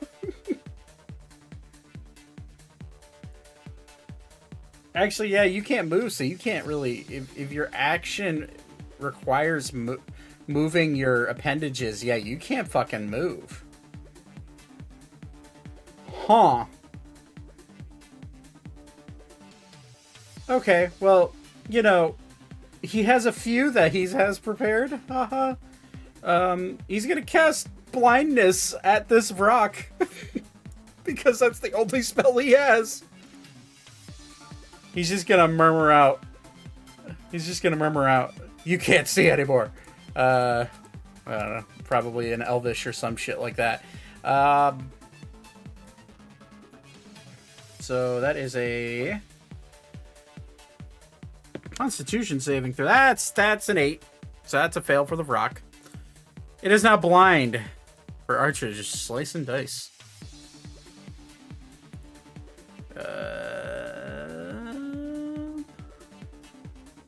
Sure, that one looks like blind. Why not? Okay, that ends his turn.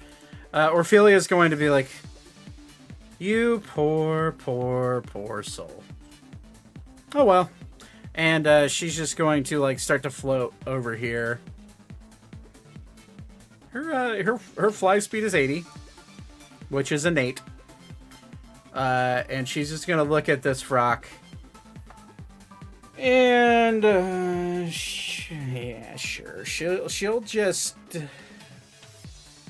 You'll see her like raise her hand up into the air, and you'll see a glow of light appear, and forming above this rock's head, about 20 feet above, you see a giant light-bearing greatsword that she has conjured, and as it fully forms, it gives off this like pinkish purplish hue.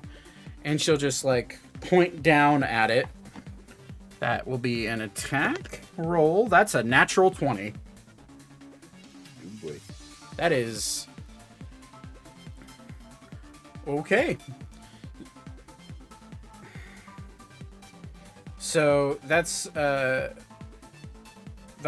Holy Extermination. That's the name of the spell. And she will shoot that down at the head of this rock. That does a lot of damage. Do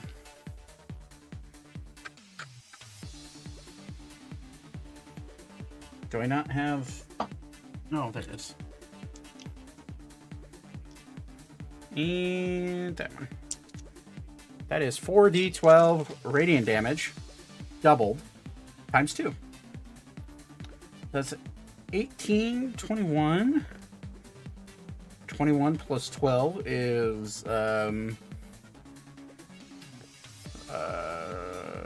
33. No. 21 plus 12, yeah, 33. Times 2 is 66. Times 2 again is 132 points of radiant damage. No, 124, sorry. 124 points of radiant damage. And, yep. You just watch her fling this sword straight into the body of this rock, and before it even has a chance to like turn around and look what's happening, its body's just cut in two, and its body just like wilts away. I was right, 132. Yeah, that was right. Yeah, 132. God, my brain. Anyways, that incinerates. That's her action. She'll like look around. See the ripped to shreds guard and the killed rock over there. She'll just kind of float 10 feet higher into the air just to kind of see what's happening. And that's her turn. Zane, what do you want to do? So only one of these fuckers is alive left, yeah? Yep, the one that Archer's attacking, and it's you watched Elkis like murmur out some sort of blind. I'm gonna go whack it. Yeah, by the way, its eyes are just gone. By the way, that's the blindness spell. Its eyes just sort of disappear, like they're magically whack altered. it with my fist. Okay, you get advantage. Sweet. So that's a 21. 21 hits. So 11. Okay. Is that thunder damage? Yeah. Okay. Yeah, you're good then. All right. I'm gonna smack it again. Less exciting and not as good. Doing the math. Sorry. You're good. It's a lot worse. 14. 14 to hit? 15, sorry. 15, yeah, 15 misses. Well, that's with advantage? Yeah. Oh, I shit. rolled really bad on that one. That sucks. Well, it's still standing. That's fine. If it tries to attack it now, if it doesn't attack me, it has disadvantage next turn. Gotcha. That's my turn. Okay, Weaver, you're stunned. What do you want to do? Absolutely nothing. Okay. Cool. Just gonna sit there and hold on to the urn. I'm gonna shake it off and hold on to the urn. Yep. Okay. Well, it's now the guard's turn. This guard's gonna fly over and look at you and say, "I'll end this," and with all the confidence in the world. And he's going to attempt to attack. That's a 19. That hits. It's 6. That's 13 points of damage. All right. Next attack. That is 16. That hits. 22. 6, 13. Plus it's 19 points of damage. It's looking real injured. But that ends his turn. This guard right here is going to look over and just barely see the top of its head. And he's going to aim a longbow shot at it. That's a natural 1. So he misses. Extra attack. That's a 5 plus 6. Fucking misses. Okay. Did he hit Zane? No, it's No shot. no, it just sails high. This guard being very injured is just gonna kind of like walk over here and like kind of do the same thing that Weaver's doing, just duck behind the wall. And the other 2 guards are dead, so yeah, it's Archer's turn. Archer is going to smile at this thing, see that it's blind, look over to Elkis and say, "Hey, thanks, babe. It has no eyes anymore." And you'll see Elkis like, you're welcome. And he will just go for the killing blow. That is a 30 to hit. It's dead. Well, okay, I'll roll for the. If I roll 3 1s or 4 1s on all the damage die, then it lives somehow. And before it lives somehow.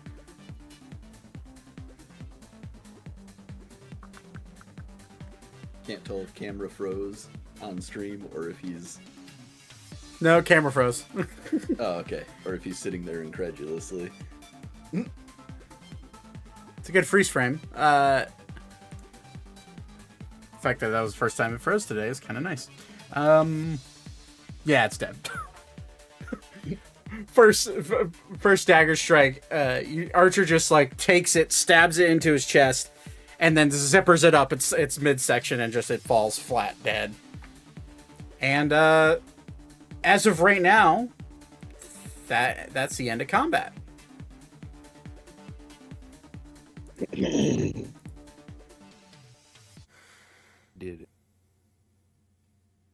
Does the stun wear off? The stun does wear off, yeah. Okay. Am I not tired? You are actively you currently feel tired, and then it fades away after about a minute. I'm going to drop my invisibility. Okay. Actually, I'm going to move into Aiko's view, and then I'm going to drop my invisibility. And say, "Hey, Aiko." Welcome Why, back. hello there. How's it going? Aiko, roll a what's that thing to see if they notice something? Insight check. Perception. Yeah, insight check. Insight. No. Oh, this Balor's disintegrated by now. 16. Would he notice that I'm not wearing a cape Yeah, I'd say that's pretty. or cloak? Yeah, you would notice that. You would notice that where there was once an invisibility cloak that hung off of Thaddeus's shoulders, it is no longer there, but you still see him going invisible and not invisible. But Elkis will the stun will drop. Elkis will be like, "Did we win? Anybody? Why is Ori still a bear? I like being bear. Oh, fair enough. You should try it. You want to try it?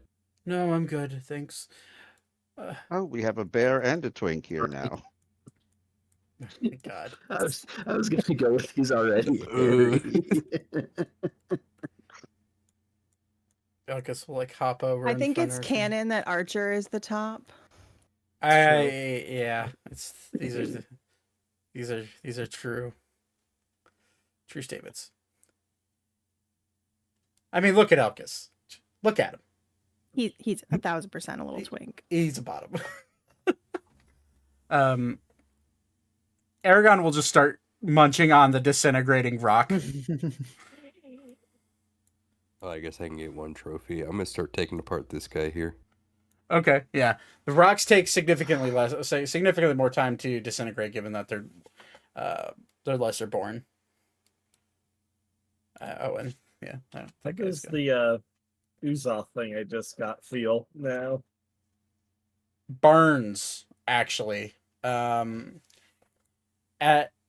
also notice something, which is written in the thing that I keep forgetting to send you. You were only doing thunder damage when you were punching against these demons.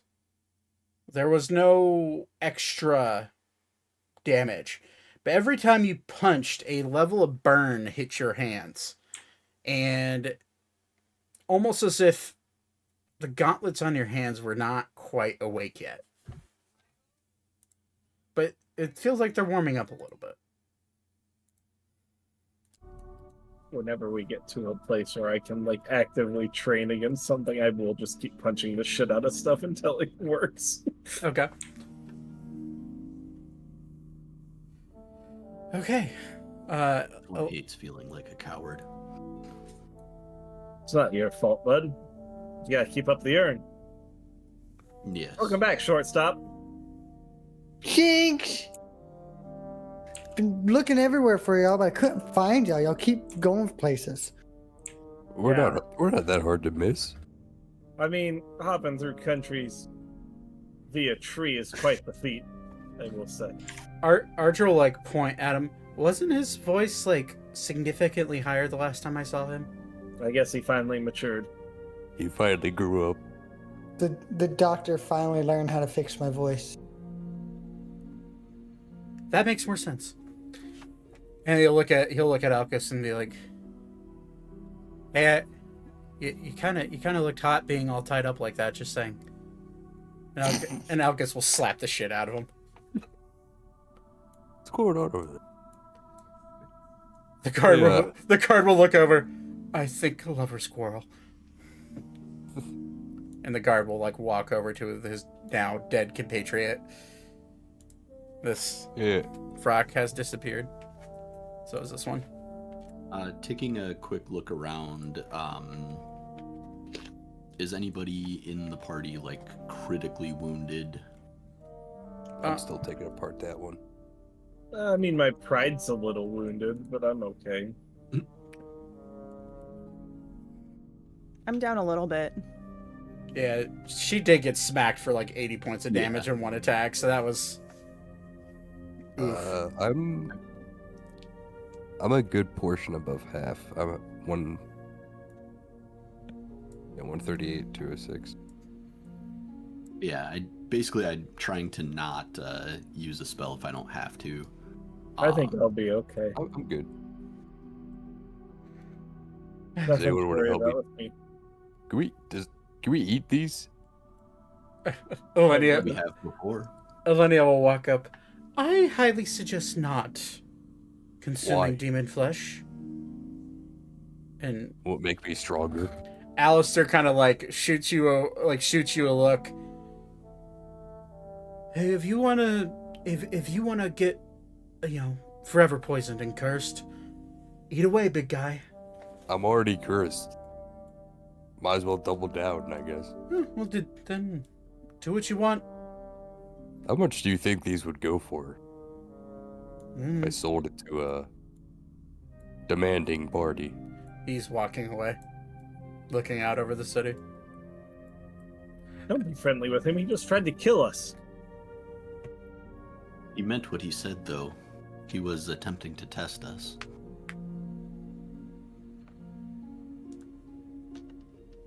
I was trying to make conversation. I'm sorry. Elenia will look at all of you. I don't quite understand what you mean by he tried to kill you. My older brother never would do such a thing. Well, he attacked our party we were at. And you'll see her immediately just owl head turn 90 degrees to her left. And she'll look at the back of Alistair, and Alistair notices the glare, and he'll just shrug his shoulders and say, "It was a test, my dear, it was a test. You beheaded a lady! One must send a message during a test, Mr. Rona." Okay, I'll be the first to say it. I did not care that he did that. We're all thinking it. I'm just gonna sigh and shake my head and just... Matter of fact, I'll clap to it. He'll start clapping. Good job. That was a good beheading. I'm gonna turn to the lead lady and just be, can we get our recommendation now? Of course, I will have a scribe start writing up a letter and I can sign it. Brother, are you... There's more down there. I'm gonna go have fun. And you'll just see him Batman style, just turn around and fall backwards off of the balcony, flying into the air. I like that guy. I like him when he's not a dick. Yeah, builds character, You are talking about my brother. Yes, he can be a bit shrewd, but that doesn't mean he's a dick, as you say. Wait, he tried to kill a party? Us. Well, yes, a whole party of nobility in Sylvania. Yeah, water under the bridge. He did put a damper on the festival. I will have to have a nice firm talking with him whenever he has to bring up or decide to insert himself into situations where his nose is not needed. He's been doing that ever since he was a child. Yeah, matter of fact, it kind of made the party more fun. This one does not disagree. We had a good meal and we got to fight. It's a good day in my book. I suppose. Aragon's and gonna we got to interrogate someone. That was fun. Aragon is Yeah, now Jay. His companion. So, by the way, Aragon is now puppy. You know how puppies hop when they're excited? He sees a little fey butterfly and he's chasing it around right now. Or's gonna take off a piece of meat from this thing and toss it over to Aragon. He will immediately catch it midair, and his wings will spread, and he'll fly over, and he will attempt to tackle you to the ground as thanks. Make a strength saving throw. Or he's gonna play with it and be like, "Whoa," and fall back. "Whoa, buddy." So you're choosing to fail. Okay. Yeah. So when he hits you, this is no longer just the tiny little, hatchling of a dragon. This is dragons mature into adolescence pretty quickly.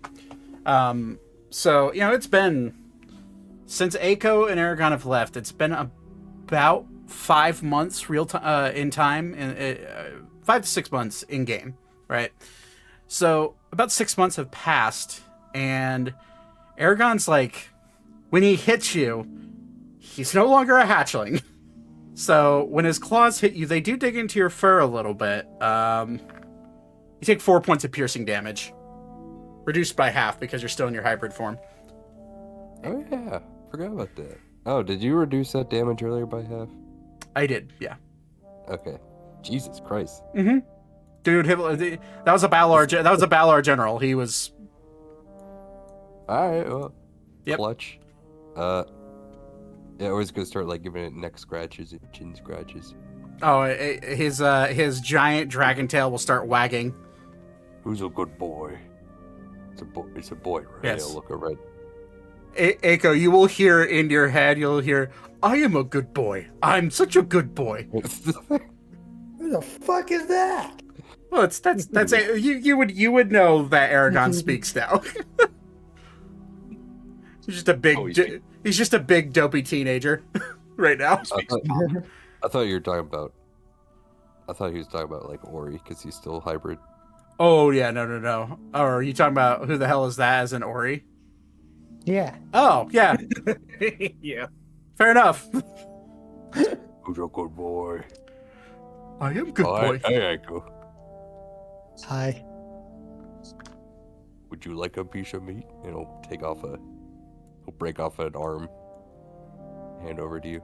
No, I'm good. Are you a good boy? I am not a good boy. You and this dragon are the same size. That means Aiko's a bad boy. Are you a bad boy? God damn. Ophelia kind of floats over. So he'll throw the arm across the room. Go fetch. He will. Which way are you throwing it? Just south. South. Okay. Here. He will run over your body on the ground and jump off of it like a excited little puppy dog, and just run after this fucking Vrock arm that's slowly disintegrating, mind you.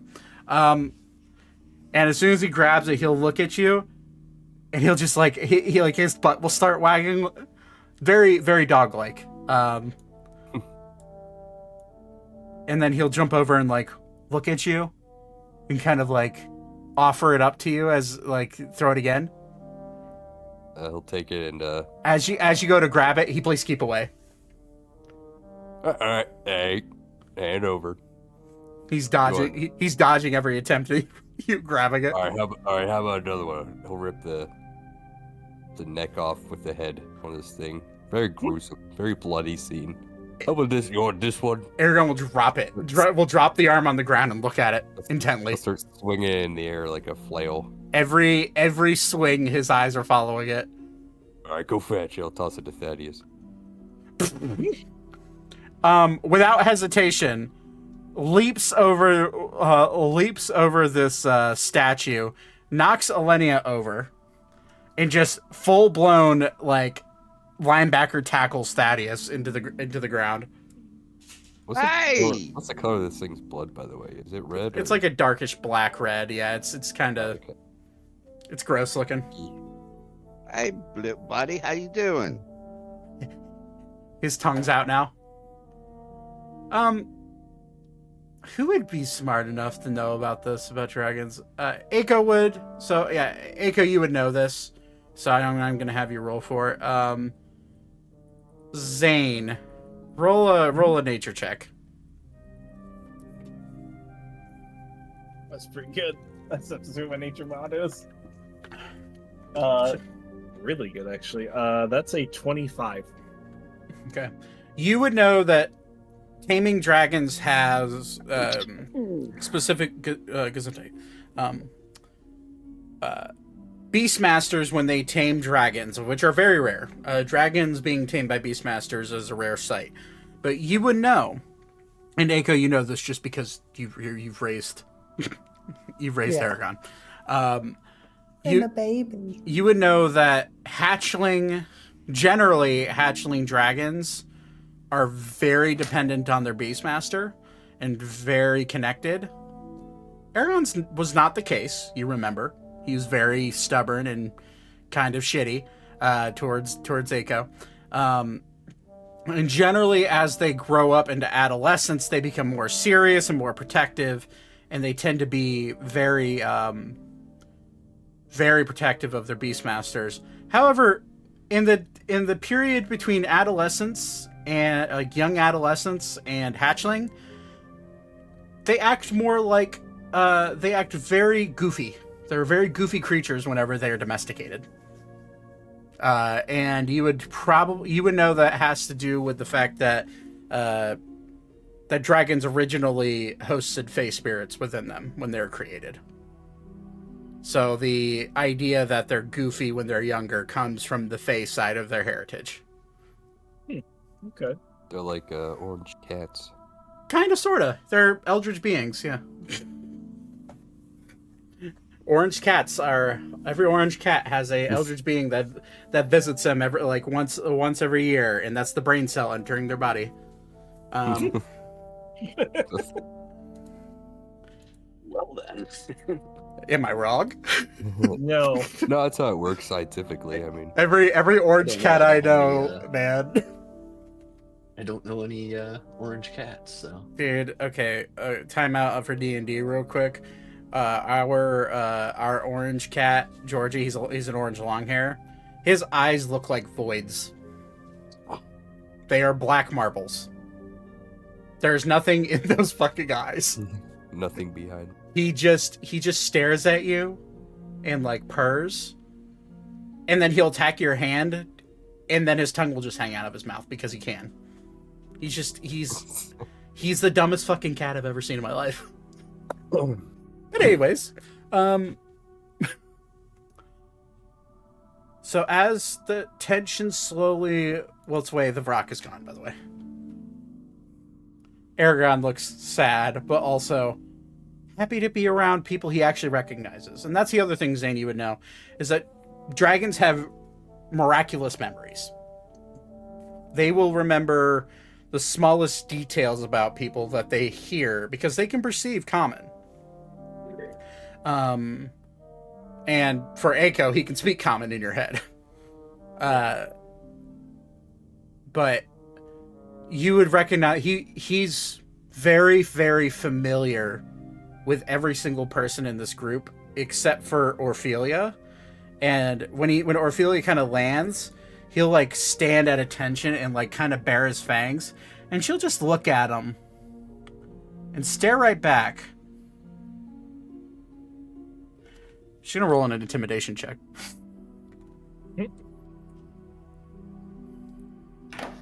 Hey, Squirtle, go ahead and roll me a we'll call it a wisdom save. Just roll a d20 and add not your wisdom save. Roll 12 plus 6. So that would be 18. Okay. As she's staring, his growling demeanor will slowly droop, and his head will just like slowly hit the ground, and his tail will kind of like tuck down onto the ground, and she'll just nod out and say, "Good boy," and kind of look at everybody. So I understand we have a new person here that I don't know. Short thing, what's your name? My name's Aiko, and I am not new. Well, you're new to me. To her. Well, sorry, gosh. He's our long lost friend. Your long lost friend. Oh, is this the friend that was like the oh god, what did Archer say? Had the bird for a kid. What was her name? Yeah. Yes, he laid with a bird. Arya. Yeah, Arya, that's right. Oh, wait, I met your daughter. Putting a face to a name. I like doing that. Ophelia Thorne, nice to meet you. And she'll point over to Elkis and Archer. I'm the herder of those two cats over there. And Archer kind of doesn't quite understand the joke, and Elkis will look at her like, the fuck? He's clearly never mind. Oh, Archer's like if Archer could blow bubbles with his mouth, he would. The man does not have very high intelligence. No, he's my dumb little boy. He's your dumb little fast boy. I think it hit 10. Wait, his intelligence? Archer's intelligence should be pretty high. That's actually. what Elkis is for. Elkis is the brains. Here, I'll tell you. Hold on. I think I was. Go to the original campaign. Oh no! His intelligence is 12. Average. So it's slightly above average. Wait, this is from the first campaign? No, from the first campaign it was 10. I was gonna say on the sheet I have where it's level 18, he has 60. 16? Intelligence, yeah. I have 12. I guess I mean, we can make it 16 if that's what you want. It's what it says on the sheet you gave me Oh, the first time. no. That's my mistake. His wisdom was 10. Wisdom. His wisdom was 10. Sorry. No, 16 is right for his intelligence. His wisdom's now 12. So he's... Because I know intelligence is pretty good because that was his spellcasting modifier. Hence the reckless decision-making for Archer. He is not very wise in his decision-making, that's for sure. And yet he's an owl. He's a street rat owl. He's the exception that proves the rule. The owls are wise. Yes. Goddamn right. I like how, and this is no knock to Dwarven Forge. Or Hero Forge, sorry. Not Dwarven Forge, Hero Forge. I like how the rapier, if you zoom in on his token, It's fucking massive. is just like, it's basically a fucking dildo. It's because it has to for 3D printing. They can't make it. I'm tiny aware. thing. I'm aware. I just find it really funny that the gay bird is holding something that looks like That's not sex even a toy. rapier. It's just a I mean, fucking Elvis round. is holding balls. It's like That a, is true. It's like a lance. You leave his dildo alone. You see that red ball in his hand? He has Archer by the balls. Anyways, We all do this. yes. Elenia will kind of look at the dragon. You don't know your own strength anymore. And then she'll look at you, Eiko. I see you returned. Thank you for your help.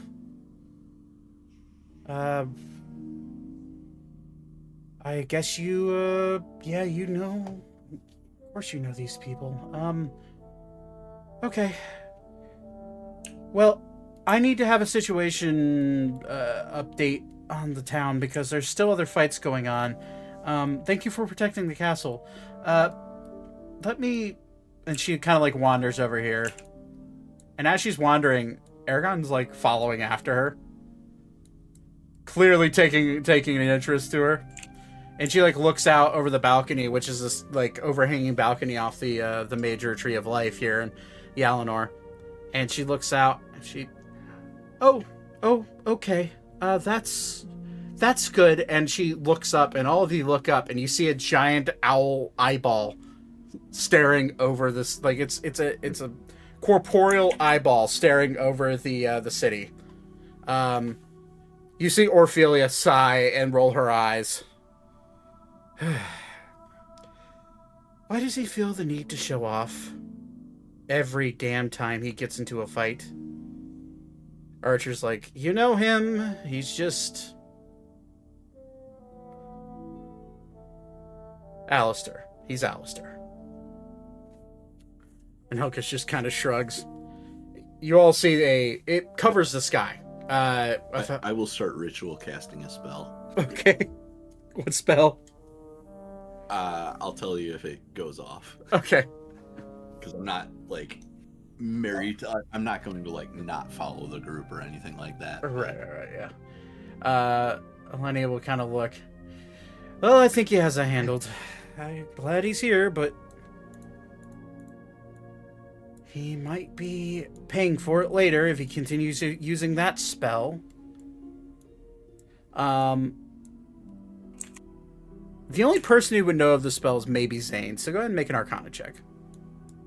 Yeah, I can. Just do a little swoop. It's also really good. Goddamn. Arcana modifier. That's a 30. 30. You've heard of this spell. You've never seen it. You've never witnessed it, but Archer has talked about it. You would know that this is a level of magic that surpasses 9th level magic. You would know that this spell falls within the realm of ancient arcana. This is Alistair's personal spell from that brand of magic called the All-Seeing Eye. You would know that it is a spell that increases, for game-wise, it increases the perception of the user to a passive perception of 40. It also nothing invisible can hide from this eye. Nothing hidden by magical means can hide from this eye. And any and all creature that is seen by this eye can be deemed a friend or foe just by being looked at by this eye. And the caster will know immediately if they are a friend or foe. Once the spell is you would know that once the spell is dispelled, the ability to remain seeing who's a friend or foe remains in the mind of the caster. So as Alistair kind of looks, or you see the eyeball kind of move and dart between different sections of the city, and then the eyeball just poof disappears. I also retract. That would have made me stop ritually casting the spell, but I wouldn't have even started ritually casting it because it is a concentration spell, and I forgot that it is a concentration spell. Fair enough. Elenia will just kind of look up. He's dabbling in magic that could kill him. He's gonna keep... If he keeps casting that, he'll die.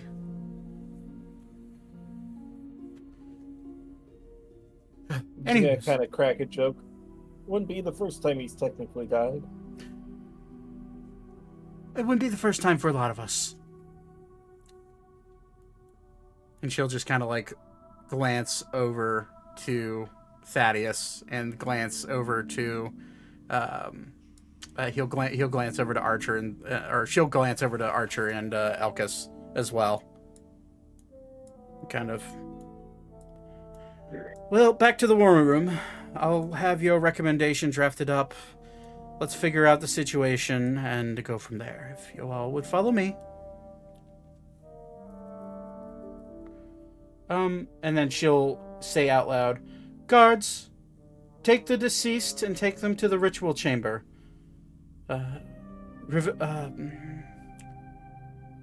Revival spells will be cast on them post haste. For those that have been dead for over a minute, they'll have to wait a little longer. Come on, let's go." Gonna follow along. Okay. Oh, that's convenient. And she'll like kind of look behind her, and then she'll look at all of you as you guys are walking. Many people have died in this city. It's my job to ensure that they don't stay dead until they're ready to be actually one with our ancestors. Fairies have a weird lifespan, you see. Those who die prematurely in battle, unless it can't be helped, where they've been forgotten, tend to be revived in one way or the other, whether it's reincarnation or resurrection, or if we can get to them fast enough, using a simple revivify spell. Or he's gonna, as we're walking, he's gonna, or there's a guard, at least one guard alive, right? Yeah. Okay. He's gonna kind of walk up to one. Excuse me. Okay. What? How much you getting paid for being a guard? I get free housing and I get paid 300 gold pieces a year. All right. Continue. You ever wanted to make more money? If you want to make more money, come with us. We make like 1,000 gold a month. That's a lot of gold. Yeah. I think about it. Here's my card. Or you'll have a piece of paper with his name on it. It is just a shittily drawn ORI. Yeah. He knows what to write. I guess it would be shitty because he has big hands. It's kind of. There's. He's not used to him yet. It's actually drawn by Alara. Oh my god. Yeah. Oh, Alara made a bunch of business cards for Ori. That's canon. The R is backwards. The R is backwards, yeah. There's a smiley face on it. That's all it's on. It's just the name. Right. He'll smile at you. Think about it, Okay. continue on. And as you guys make your way back to the war room,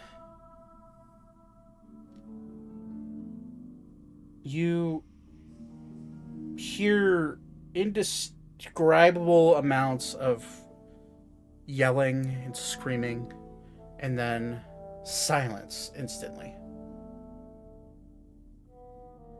The city has fallen into a uneasy quiet. I would like, before we end tonight, everybody to make, we'll call it either it's up to you, either a survival check, a perception check, or a arcana check. That's up to you.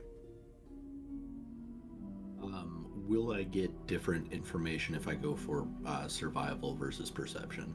Survival is more of a instinct I of what's Arcana happening. check that 25. I'll do a survival as my highest out of those. Okay. And I'll do perception to...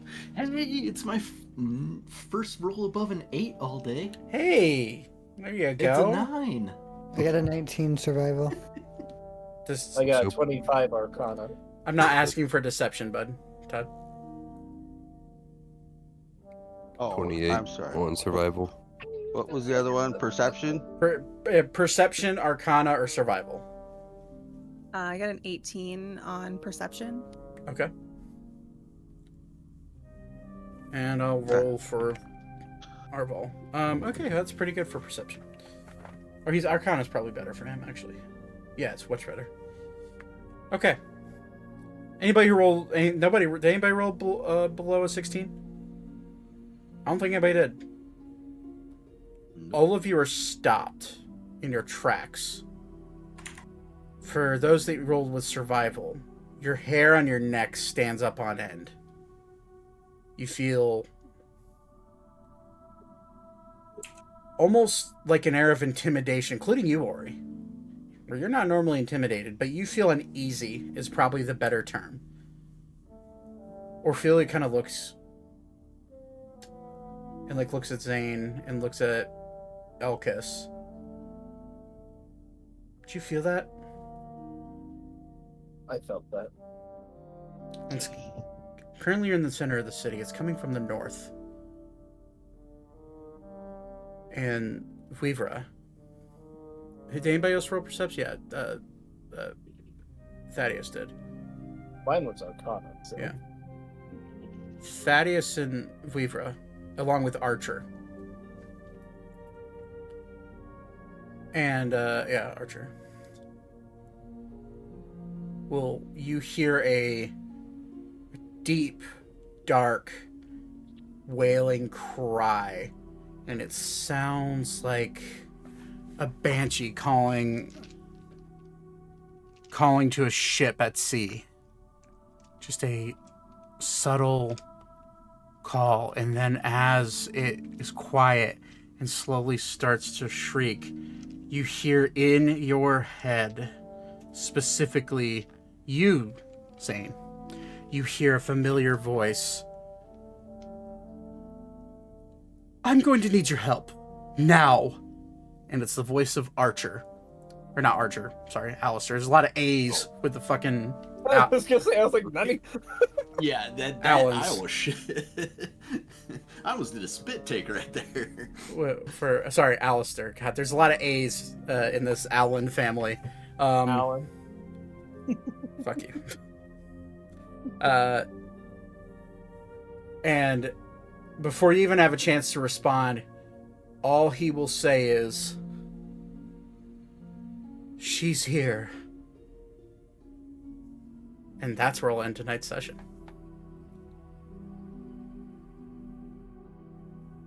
Oh heck! Oh, heckaroni. Is it my spider queen? It might be. Better it's the Chaos Lady. You'll find out. Yup. The Kraken got free. No. No, he's in That my was an pocket issue. still. He's still firmly in your pocket. Yeah. Okay. Pocket crackhead. Is it the Well, I can't. I have. No You can idea. ask. You can ask. Share with the group. Who is it? I have no idea. Let me find out. If it was the little girl, then I'm gonna immediately turn and ask the head owlin lady for a gem encrusted bowl so I can. No, never mind, because that takes an hour to eat. Yep. I retract my previous statement. Again. Zane, I'm looking at your eyes. Did you hear what I heard? I heard what everybody heard. Did you recognize the voice? You didn't. That's where we'll end. So, thank you for playing, guys. Squirtle, welcome back in a fun way. Huzzah. Thanks. You found your way back into a part of the campaign where it's gonna get weird. So It's already weird. yeah. That's the goal usually. So I'll be right back. Yeah. All right, guys. Thank you for watching. I appreciate every single one of you. I hope you all enjoyed. We will be back next weekend. And I don't think there's any weekends coming up that are going to be down ones for me. So, we'll pick this up next Sunday. And again, if you're new here, hit the follow button. We just hit 50 followers on Twitch, so thanks for that. And we hopefully will be getting a subscriber button here soon so we can get some subscribers on the channel. I have emotes starting to be made, and I'm excited for that. So, thank you so much for watching. Hit subscribe over on YouTube, and we'll catch you guys in the next episode. Peace out. Bye.